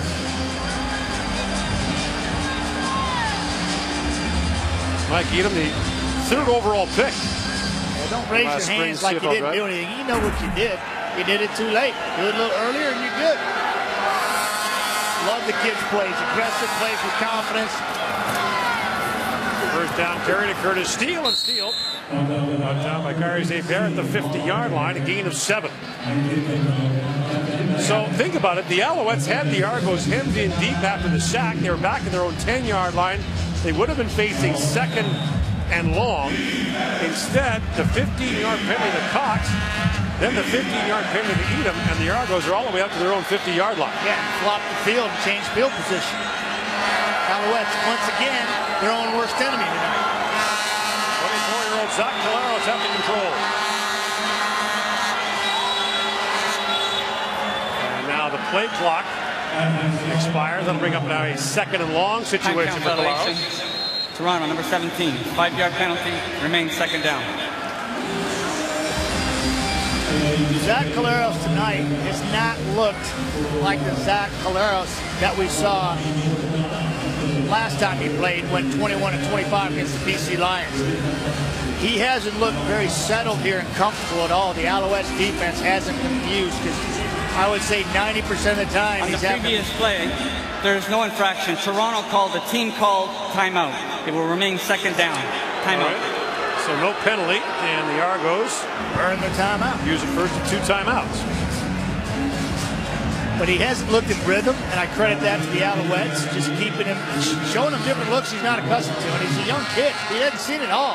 He just looked smooth against the BC Lions and had a whale of a football game, showed us his potential. Tonight, he looks like a young quarterback.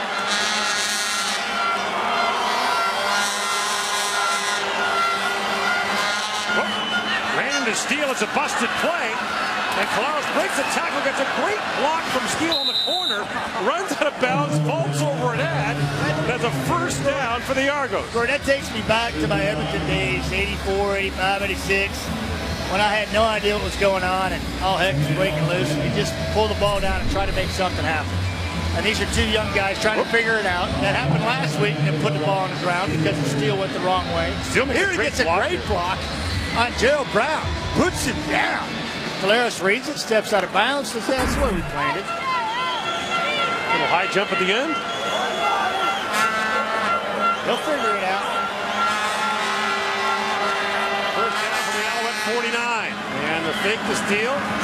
The throw to Owens. Owens has got some room. Chad Owens into the defensive backfield inside the 30 down to the 28-yard line. A little misdirection again and a gain of 20 yards. Another Argo first down. A lot of moving parts out there, Gord, and you know, this ball's delivered with timing. You watch the point fake in here. He's going to shoot the ball out here in the flat. Watch Mike Bradwell, the master product, bring you that. Watch him work here. Lets him go. He knows he's got to get there, and he shuts down Byron Parker on the inside. Owens is to the outside. Outstanding opportunity there. Guys working together, making it happen. That's offense working. Back to first down. This is Steele again, trying to corner. A flag is down. And Steele gets maybe a yard. Byron Parker and Chip Cox there to make the stop. And here's the deal. Ricky Ray's nicked just a little bit. Football team's 3-2. Collaros proved he can play some solid football, and he's getting some quality reps here, and he's getting a chance to play. The Montreal Alouettes are on the cusp of having to pass towards sometime in the near future with Anthony Calvillo. They're down 28 points. And you posed a question to me, Gord. Holding. Toronto number 52. 10-yard penalty will remain first down. When do you see the backups for Montreal step into this football game? Got an injured Toronto Argonaut in the play. Jalil Carter is down. We're back after this. The 2013 PGA Championship continues tomorrow live from the Oak Hill Country Club in Rochester, New York. See some coverage underway at 1 Eastern, 10 a.m. Pacific with Adam Scott and Jim Furyk. Time for the lead up to the opening round at 500, and David Hearn, the Canadian, a shot back. So penalty against the Argos in that last play. Now first and 20 from the 39-yard line. Steele was the injured player. Collaros now will put it down and run. And he gets buried for his trouble by Jim Cox. This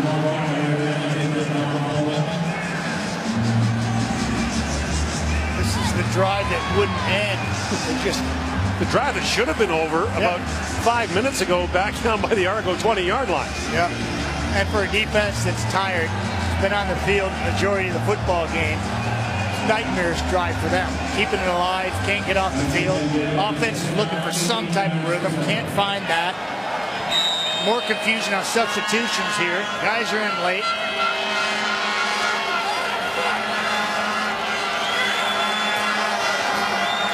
Now Collaros has some time. Flushed again and throws the pass too high for the intended target. As some pushing and shoving breaks out as Shea Emery was there on Andre Dury. Going to bring up third down for Toronto. So finally, about 8 plays after they should have, the Argos are going to have to kick. Took 4 minutes off the clock. They should have been on the field a long time ago with decent field position. 2 15-yard penalties against the Alouettes hurt them on that drive. Remember last year, it was the Argonauts who had all kinds of penalty problems. And finally, in the final quarter of the season, Scott Milanovich walked into the locker room and said, we're going to start cutting people who take penalties. And I believe Scott, too. He's a man of his word. He's not afraid to make those tough calls. Made a lot of them last year and directed his team to the Grey Cup championship. Phenomenal direction by Scott Milanovich. Prefontaine, little punch shot down towards the Alouette end zone. And Noel Devine will concede one. 32-3, the Alouettes trail the Argonauts. It has been a night of frustration and disappointment for one of the CFL's all-time great quarterbacks.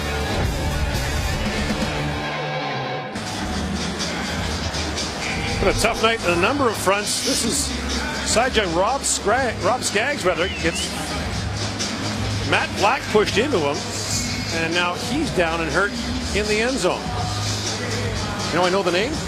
No, I went to high school with him. Come on. I did. Seriously? Went to high school with him. Small world. It is. I hate to have to cut all the grass, but yeah, it is. It almost looks like he broke something in his foot. Well, he's smiling now.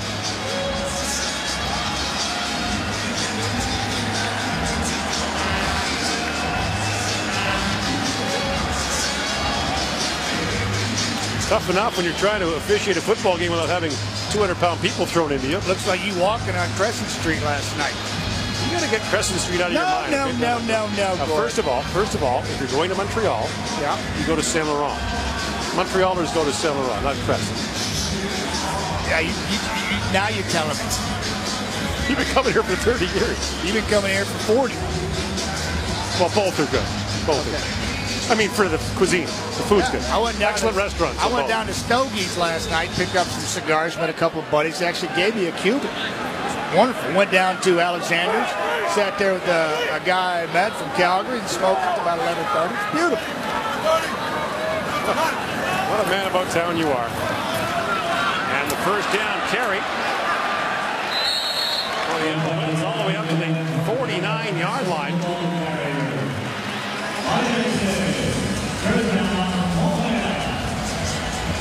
And that was Terrell Sutton on the carry. Got to get Sutton going. With Jerome Messam back in the game for Montreal. Yeah, they don't want to make this a one-dimensional game offensively. Now here's the question.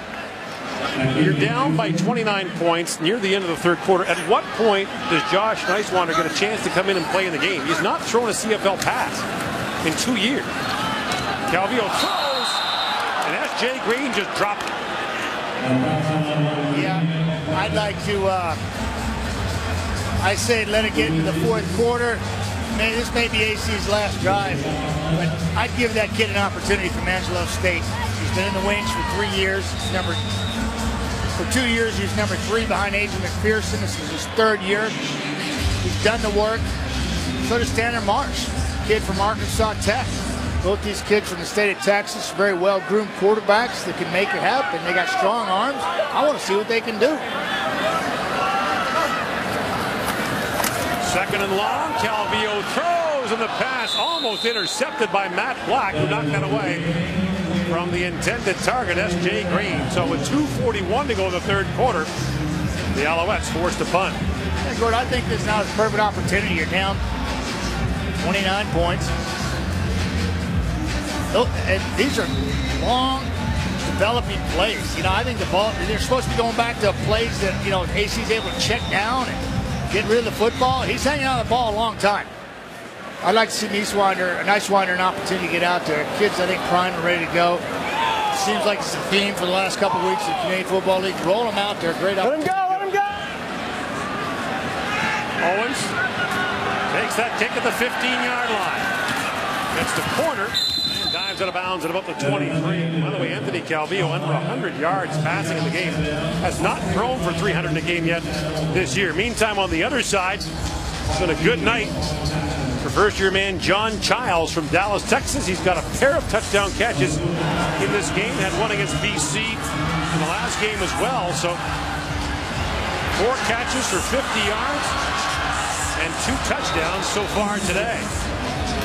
Both on corner routes. That's when the receiver runs up, sticks the post, and then goes to the corner of the end zone. That's what they call a post corner or a corner route. 6 in a lot of schemes is a number that's put to it.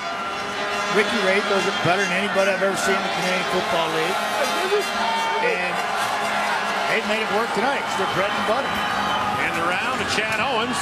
And Owens dives ahead to about the 37-yard line. And the clock clock continues to run. The Argonauts next week home to the Edmonton Eskimos, the first of 3 consecutive home games for the Argos. They'll follow that up with a game against Calgary, the Grey Cup rematch on the 23rd. Yeah, they get this win tonight, sitting pretty at 4-2. Looking for their 3rd consecutive win. Second and short now. And Caleros got bottled up initially, dives ahead, and might be just short of the first down. Yeah, it's just, I don't agree with going sideways, east and west, and short yardage. I know he's looking for a hole. I know there's blocking schemes that are designed to wash people down, corral them on the inside so you find a hole opening at the outside. But any penetration kills you. And pressure and lateral movement, pursuit's going to be there. And it was, in this case, forcing a 3rd down situation. Now, it's 3rd and a long yard, and the Argos aren't going to take any chances. They'll kick it away. The opportunities have been there for the Alouettes in this second half. But a penalty-marred defensive stand took a lot of time off the clock, and the offense has just not been able to get it going. And that has been the story of the early season for Montreal.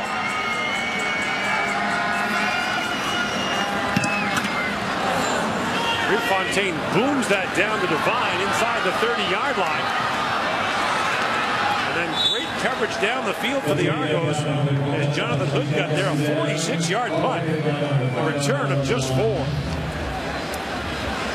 I say no, Prefontaine's had a pretty good game for his 250th.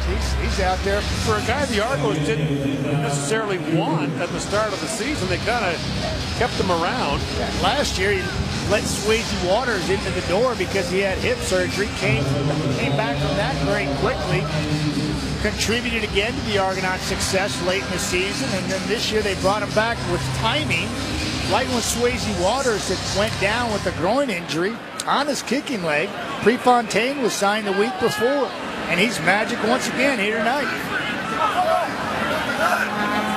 Should be the final play of the 3rd quarter as Calvillo throws. He's got Arlen Bruce wide open, and Bruce in the Argo territory down to the 48-yard line, and the gain is 32 yards. So the Alouettes moving, but that's been few and far between tonight. As through 45 minutes of play, the Argonauts have held the Alouettes to just 3 points. Back with more on the CFL on TSN in Montreal after this.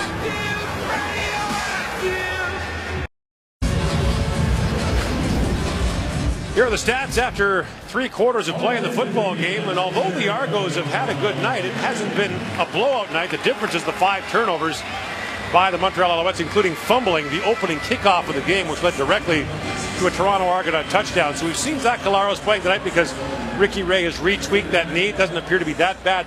The question, Matt, is we've asked this for years, is when are the Alouettes going to start thinking about a succession plan for Calvillo and getting someone, another quarterback, into a game? Yeah, and it's not even so much a succession plan, it's just getting them some quality reps. This is a great opportunity that I think they're missing right now, and Josh Niswander's ready, primed, and this football team is not on point tonight. Great opportunity to get the kid in there, get him some meaningful reps, and see what he's got, so you can be further down the road. Calvillo's pass incomplete for S.J. Green. I'd be extremely disappointed if AC were to play the rest of this football game out. But we've seen it before. Well, and I know the reason why he may, and the thinking would be this. They're trying to reestablish themselves, get a rhythm within this offense that Doug Barry now is handling, and try to find some continuity. And so these are quality reps that the guy that's going to get you there this year has got to have in order to make that process happen. Now Calvillo throws, has a man wide open. Brandon London, touchdown. Your guy's got some fight yet. And this is a play they've been running all night. AC's been trying to fit it in there. He saw Arlen Bruce right before the end of the 3rd quarter on the long throw. this one, Brandon London right down the middle of the defense. And he's number 3 at the top. Fakes outside. Nobody takes him. There's a bust in the secondary. AC says, thank you very much. That's what we're used to here in the Owls. Uniform, and we'll take it every time. We need 4 more of those. In behind Jamie Robinson on the coverage, so London's got his 2nd touchdown catch of the year, and Calvillo now has touchdown passes in 23 consecutive games. And a little smile with head coach Jim Bopp. That's the only reason you can see AC go the distance, is for them trying to establish some type of rhythm, timing offensively, moving forward.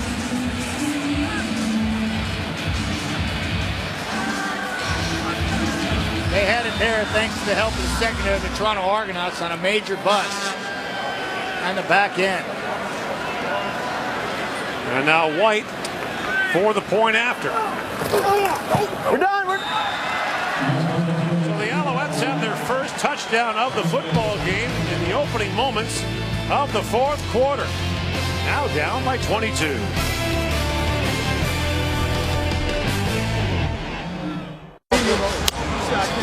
Brandon London, kind of a forgotten man in the Alouettes' last 2 games, had only 1 catch.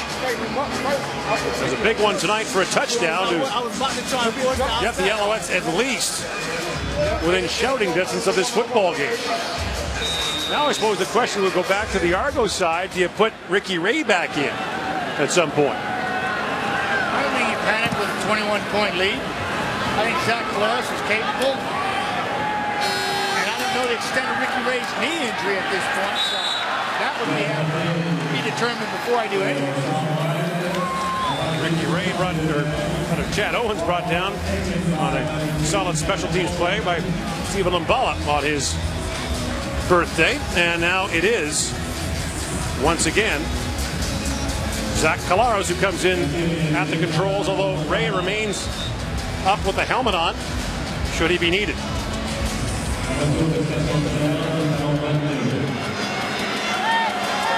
Late substitutions for the Alouettes defensively. A little disorganized on that end. Curtis Steele back in the game after being shaken up earlier. And he was tripped up right away by Jeff Tisdale. And not much doing there. So this time, could the Alouette defense make a stand and get the ball back in Calvillo's hands quickly? They're going to need to. I mean, a bunch of those this 4th quarter in order to crawl back in this football game. They're on their way. Offensively, big strike capability. S.J. Green defense got to do their job now. No Thorpe right there, defensive coordinator. He's had his defense working pretty well all season long. 2nd and long, flags are down. And Collaros to Owens, he'll be short of an Argo first down, and now Chad Owens is shaken up right in front of the Toronto sideline.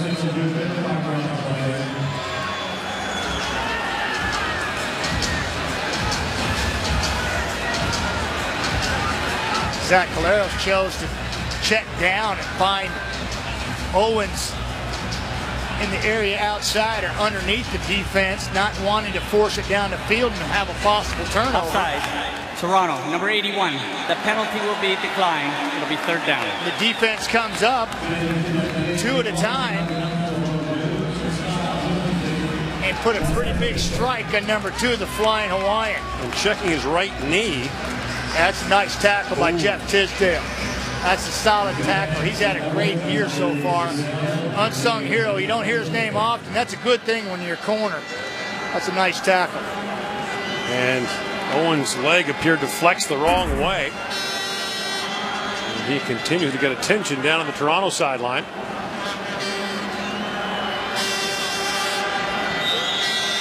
But up under his own power. So now, Prefontaine will have to punt from his 10-yard line. And Noel Devine, who's got 2 fumbles in the football game, is back to take it. But a chance for the Alouettes to have some decent field position. Low tumbling kick, fielded by Devine. He just dives ahead to the 53-yard line. Well, the sack tally is brought to you by Purelator, tackling hunger across Canada. Check.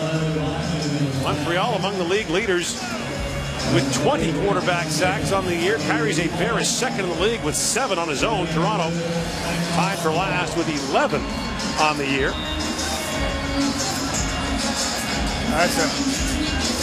Love that pure layer tackle hunger. Schultz has done a fabulous job of carrying the torch for that whole cause and feeding a lot of people with that program. First down, Montreal from its own 52-yard line. Calvillo throws underneath and Messam with the catch, and a gaggle of Argos closed on him after a gain of 7. And led by middle linebacker Robert McCune. You know, with the loss of Jamel Richardson, you know, we've been looking to hear a young player by the name of D.L. Moore, and he's been non-existent in this offensive attack tonight. Now Messam dives ahead close to first down yardage into the Argo side of midfield. And Jamel Richardson, who ruptured his ACL and LCL ligaments, so yeah, you know he's chomping at the bit to be in there, but his season's over with. He's got a good 6 to 7 months of rehab in front of him, and that's assuming he gets his knee done quickly. But the young man has taken his spot. A lot of high hopes in him. Number 84, D.L. Moore, has been non-existent out there tonight. Now Calvillo fires, and the pass is caught by D.L. Moore. Making his CFL debut, Pat Watkins there on the coverage. Moore from South Carolina. Yeah, I should have said his name earlier. He might have been involved in the first quarter. He's got the one attribute you can't teach. He's tall. And he's got speed to burn. He's been, you know, he's one of Jim Pops. He's been at training camp the entire time, kind of waiting in the wings. Another 6'5" burner for the Montreal Alouettes. Now Messam in the Argo defensive backfield has another first down to the 31-yard line. And the gain of the play is 10. So the Alouettes are moving again with over 10 minutes to go in the fourth quarter. And again, they're continuing to go to the run game, and I think it's a good call because you can't become one-dimensional against the Argonauts. They'll eat you up. You got to make them balanced, keep balanced, and be aware of the run, and they're doing a good job of it here in the second half. First down throw by Calvillo has lots of time, and what a play by Marcus Ball to get in and get a hand on that. Wow, he played that. Showed you his athletic ability, coming around, not even touching the receiver and coming around and knocking it over with his offhand. That was a beautiful play. Comes around the top, left of your screen. Very nicely done. Well played. Marcus Ball settling in the will linebacker spot, weak side linebacker for the Argonauts. Now Calvillo throws. Is caught by London down at the 21-yard line, very close to another Alouette first down. So they discover D.L. Moore, rediscover Brandon London. Looks like AC's going hurry up offense here. Not looking at the sidelines, calling his own plays, and they're getting a nice little rhythm going. I love it. How innovative. A 20-year veteran taking control of the offense. Here's the ball off to Messam, and Messam down to the 10 with another first down for Montreal. Pickup of 11 yards. And so now once again, the Argos face a situation in their red zone inside the 20-yard line. We've got an injured Montreal Alouette in the play. And it's Jeff Parrott who is shaken up. So with 9:23 to go in the fourth quarter, we'll step away and return to Montreal after this. Add the name Jeff Parrott to the Alouettes list of Nick right now as he makes his way off the field. Playing his 100th CFL game tonight. Yeah, it's Flory down. There's Scott Flory talking to him. That's right. Woodruff down. Now Parrott. First down, Montreal. And the give to Messam, who slips on the turf in front of Khalif Mitchell and gets maybe a couple. Big series of downs here. I believe it's probably 3 down territory. I don't know if 3 helps you here at 30, make it 32-13. 7 does. Now you're only 14 down with approximately 8 minutes to go if they can punch it in here. Huge series for the Alouettes as well as the Argonaut defense. And Calvillo to the goal line, incomplete as the pass bounced off the hands of Brandon London. Now to the sidelines, Calvillo looks, and the field goal unit is coming on for Montreal, much to the dismay of the Montreal crowd. And here's Arlen Bruce, and he's wide open the back of the end zone. AC chooses to go underneath and try to hit London, but Bruce is all by himself. 6-point opportunity taken off the board there. Red zone production for the Alouettes has been abysmal this year. Pop said we need the points here. He read his lips to Calvillo, but the crowd doesn't like this decision.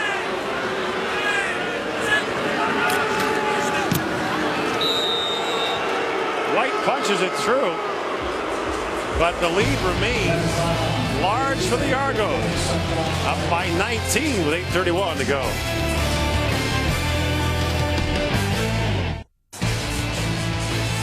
The CFL on TSN is brought to you by GMC. We are professional grade.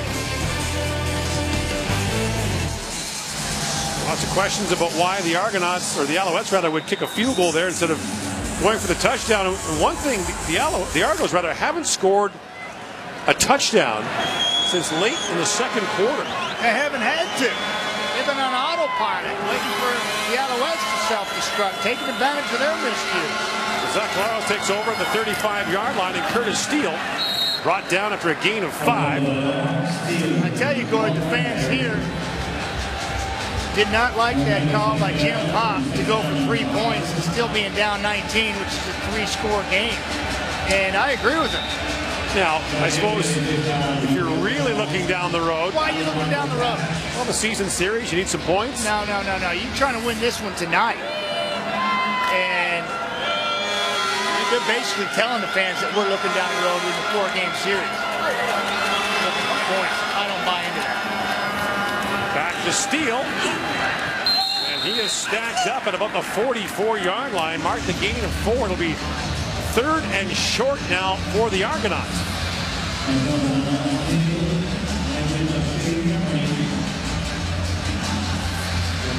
See, if I'm Zach Claros, as a young quarterback, you ask for a measurement here because the officials will have to give it to you, so you can, and they'll bring out the sticks, get your team some more opportunity to.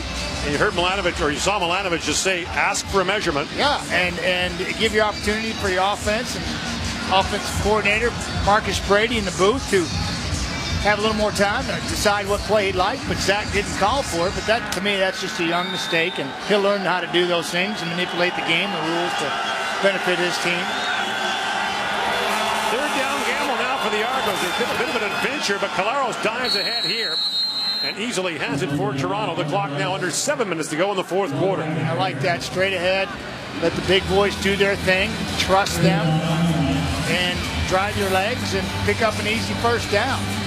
Going sideline to sideline in these situations, it really is a risky proposition. And oftentimes can get you in trouble with penetration into the backfield. I like this. The big boys just rooting them off here, making it happen. First time, by the way, since 2007 that the Argonauts and Alouettes have met with Toronto above Montreal in the standings. Well, I think the Argonauts can settle in quite nicely with the squad that they're fielding, the way they finished last year, and kind of building off of that this year. And I think they're a force to be reckoned with in the East, that's for sure. Certainly the dominant team in the Eastern Conference. Well, Hopkins there with a high tackle on Curtis Steele, bring up 2nd and long for Toronto.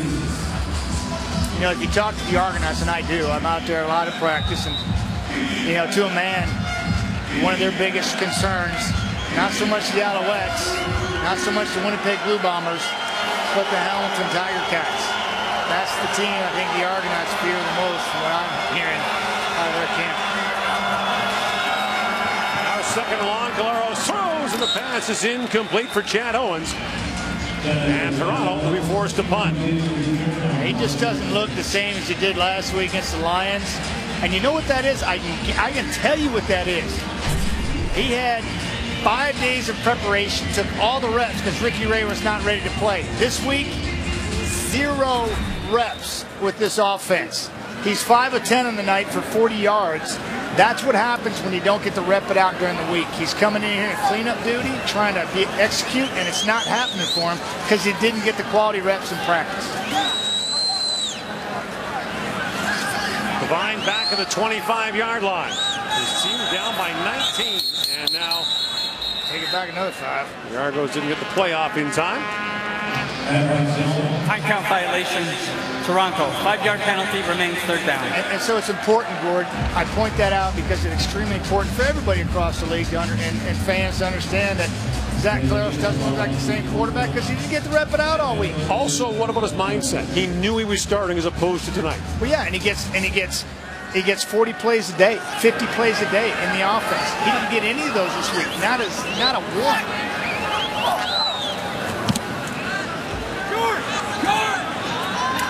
And Devine at the 35-yard line lost the football again, and it's Argo ball. Well, that's 3 fumbles in the game for Devine. He's lost 5 on the season. And it's getting down to the question: out on a road map, window or aisle. You know, and to me, it's just uncalled for. The kid can't do it, and you'll send him down the road in a hurry. The next question that could be coming from Jim Pop's mouth is window or aisle. Which do you prefer? Because that's just unacceptable.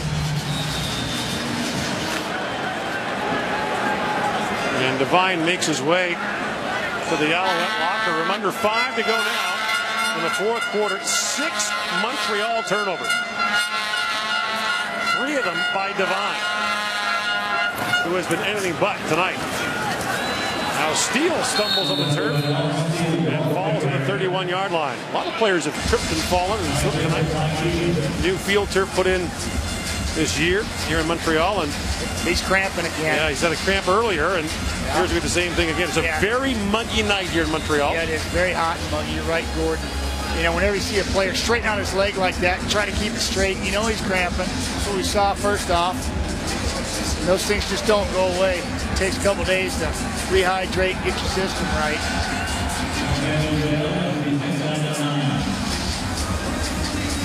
Well, watch your favorite heroes save the world in Marvel's Agents of S.H.I.E.L.D., a new series Tuesdays this fall on CTV. Some Angry Bird fans right there. Prairie State Bear fans in the stands. The steel being worked on. We mentioned the Argos next week against Edmonton, and Montreal will go to Saskatchewan to face the Riders, who will take on the Calgary Stampeders tomorrow night. That'll be a good game. Good luck to the Alouettes going on the road against Saskatchewan next week. That'll be a tough place to figure out your woes offensively. I don't think Jim Pop pregame speech said, let's have 6 turnovers and see how it turns out. Yeah. But that's been what's happened tonight. This is just careless here. Ball's not secured. That's the opening kickoff of the football game. Just not securing the football. Didn't look it in. It gets ugly in a hurry. That's tough to watch. That could be, seriously, folks, an apple on the road map for that kid. Well, it's not like the head coach is going to have to ask for permission from the GM to cut him. Second down. And diving ahead is Quinn Porter, who comes in for Steele. And the gain is 5, and that'll leave the Argos short of a first down as Prefontaine, the field goal unit, come back on. No, Prefontaine just needs 4 points. Won't get it here, but he just, if he makes this one, he creeps ever so close to 1,600 points in his career. He's at 1,596 right now. Trevor Harris for the hold on this field goal try from the 35-yard line.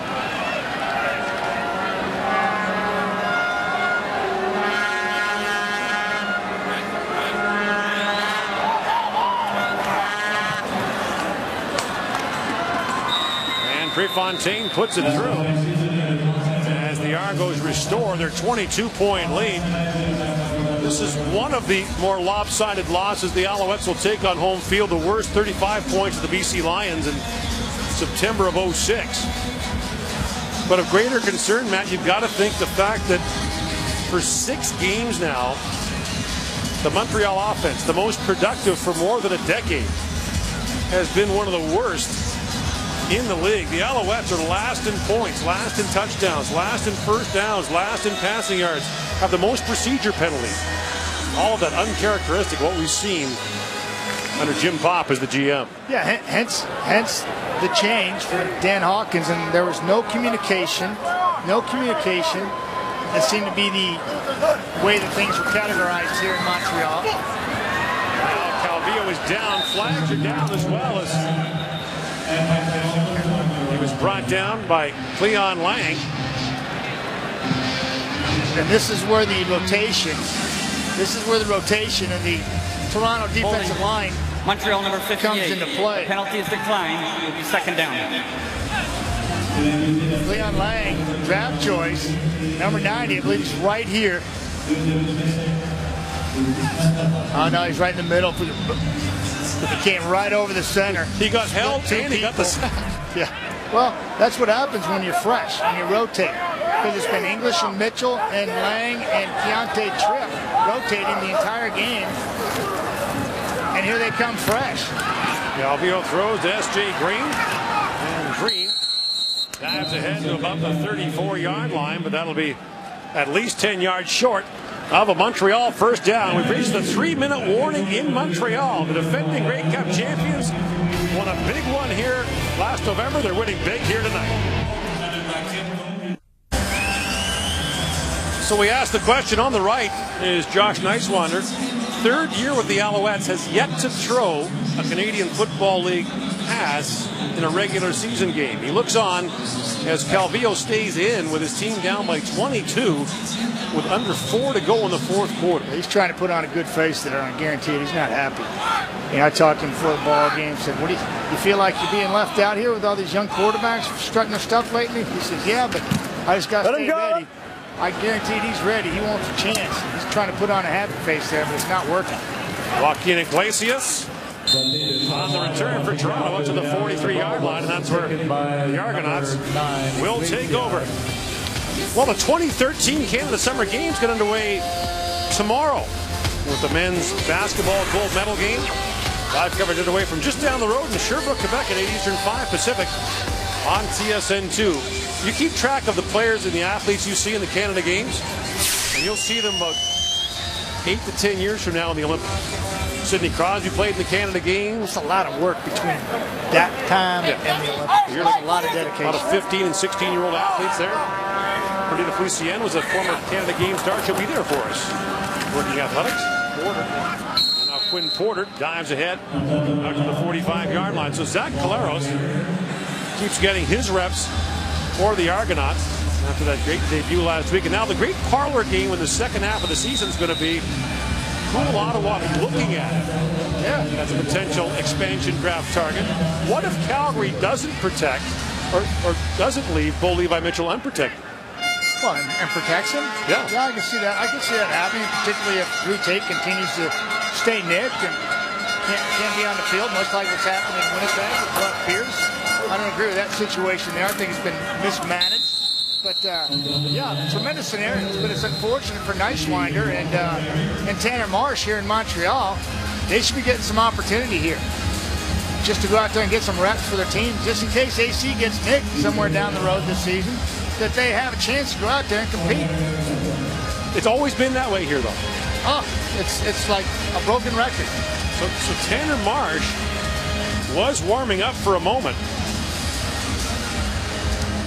Got the helmet on, so we'll see what happens here with under 2 to go. Marlon Bruce is back to receive the kick from Noel Prefontaine. Argos burst out to a 28-0 lead in the early going, fueled by 3 Alouette turnovers.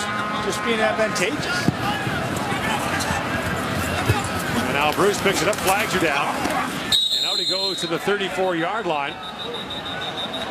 And it will be Tanner Marsh, the first-year man out of Arkansas Tech, who will come on instead of Neiswander. So Marsh, the 23-year-old native of Carrollton, Texas. Toronto. There it is. 5-yard penalty, first down. Where's Carrollton, Texas? Just outside of Dallas. Just outside of Dallas a little bit. Yeah, it's just... This kid, they're high on him. They found him during a tryout this offseason late. And he's got all the skills, got a strong arm. See what he can do and clean up here. Calvillo finished with 202 yards passing, touchdown and an interception, and not sure that isn't the 7th turnover of the game. That is. And Tanner Marsh will go right back to the sidelines. So as Keontae Tripp has it for Toronto. Terrell Sutton runs right in front of the snap. The ball is snapped. It hits him. He doesn't even get to touch the ball. Here comes Sutton. Bang. Into the shoulder pad. He doesn't even touch the ball. A backup quarterback for the Alouettes still hasn't gotten a rep. Hasn't got a touch. It's insane. It goes from bad to worse here in a hurry for the Alouettes. This is comical now. It's a professional football team that has simply lost its mojo and can't find it here tonight against a better football team, the Toronto Argonauts. They'll talk about the loss of Brandon Whitaker and Jamel Richardson and Scott Flory, who are all all-star caliber players. But the Argonauts quietly retort that they beat the BC Lions last week without their starting quarterback. Yeah, and this is Tanner Marsh. This is his look. He says, "Are you kidding me?" He just shakes his head, hangs his head. Body language says it all right there. He says, "Unbelievable." First play in a Canadian Football League game. We'll soon forget it. Look at that. Look at that look. He says, "Unbelievable." Not awesome. Very inauspicious start.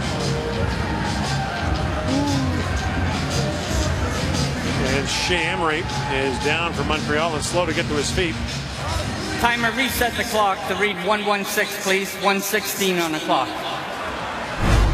Here's what the Argos have done tonight. After the opening kickoff was fumbled, Ricky Ray looked up for the first of 2 with John Childs, and then caught that one in the corner. Then Chad Owens goes 118 yards on the missed field goal return for his first kick return touchdown since 2011. And then Ray to Jason Barnes made the lead 28-0.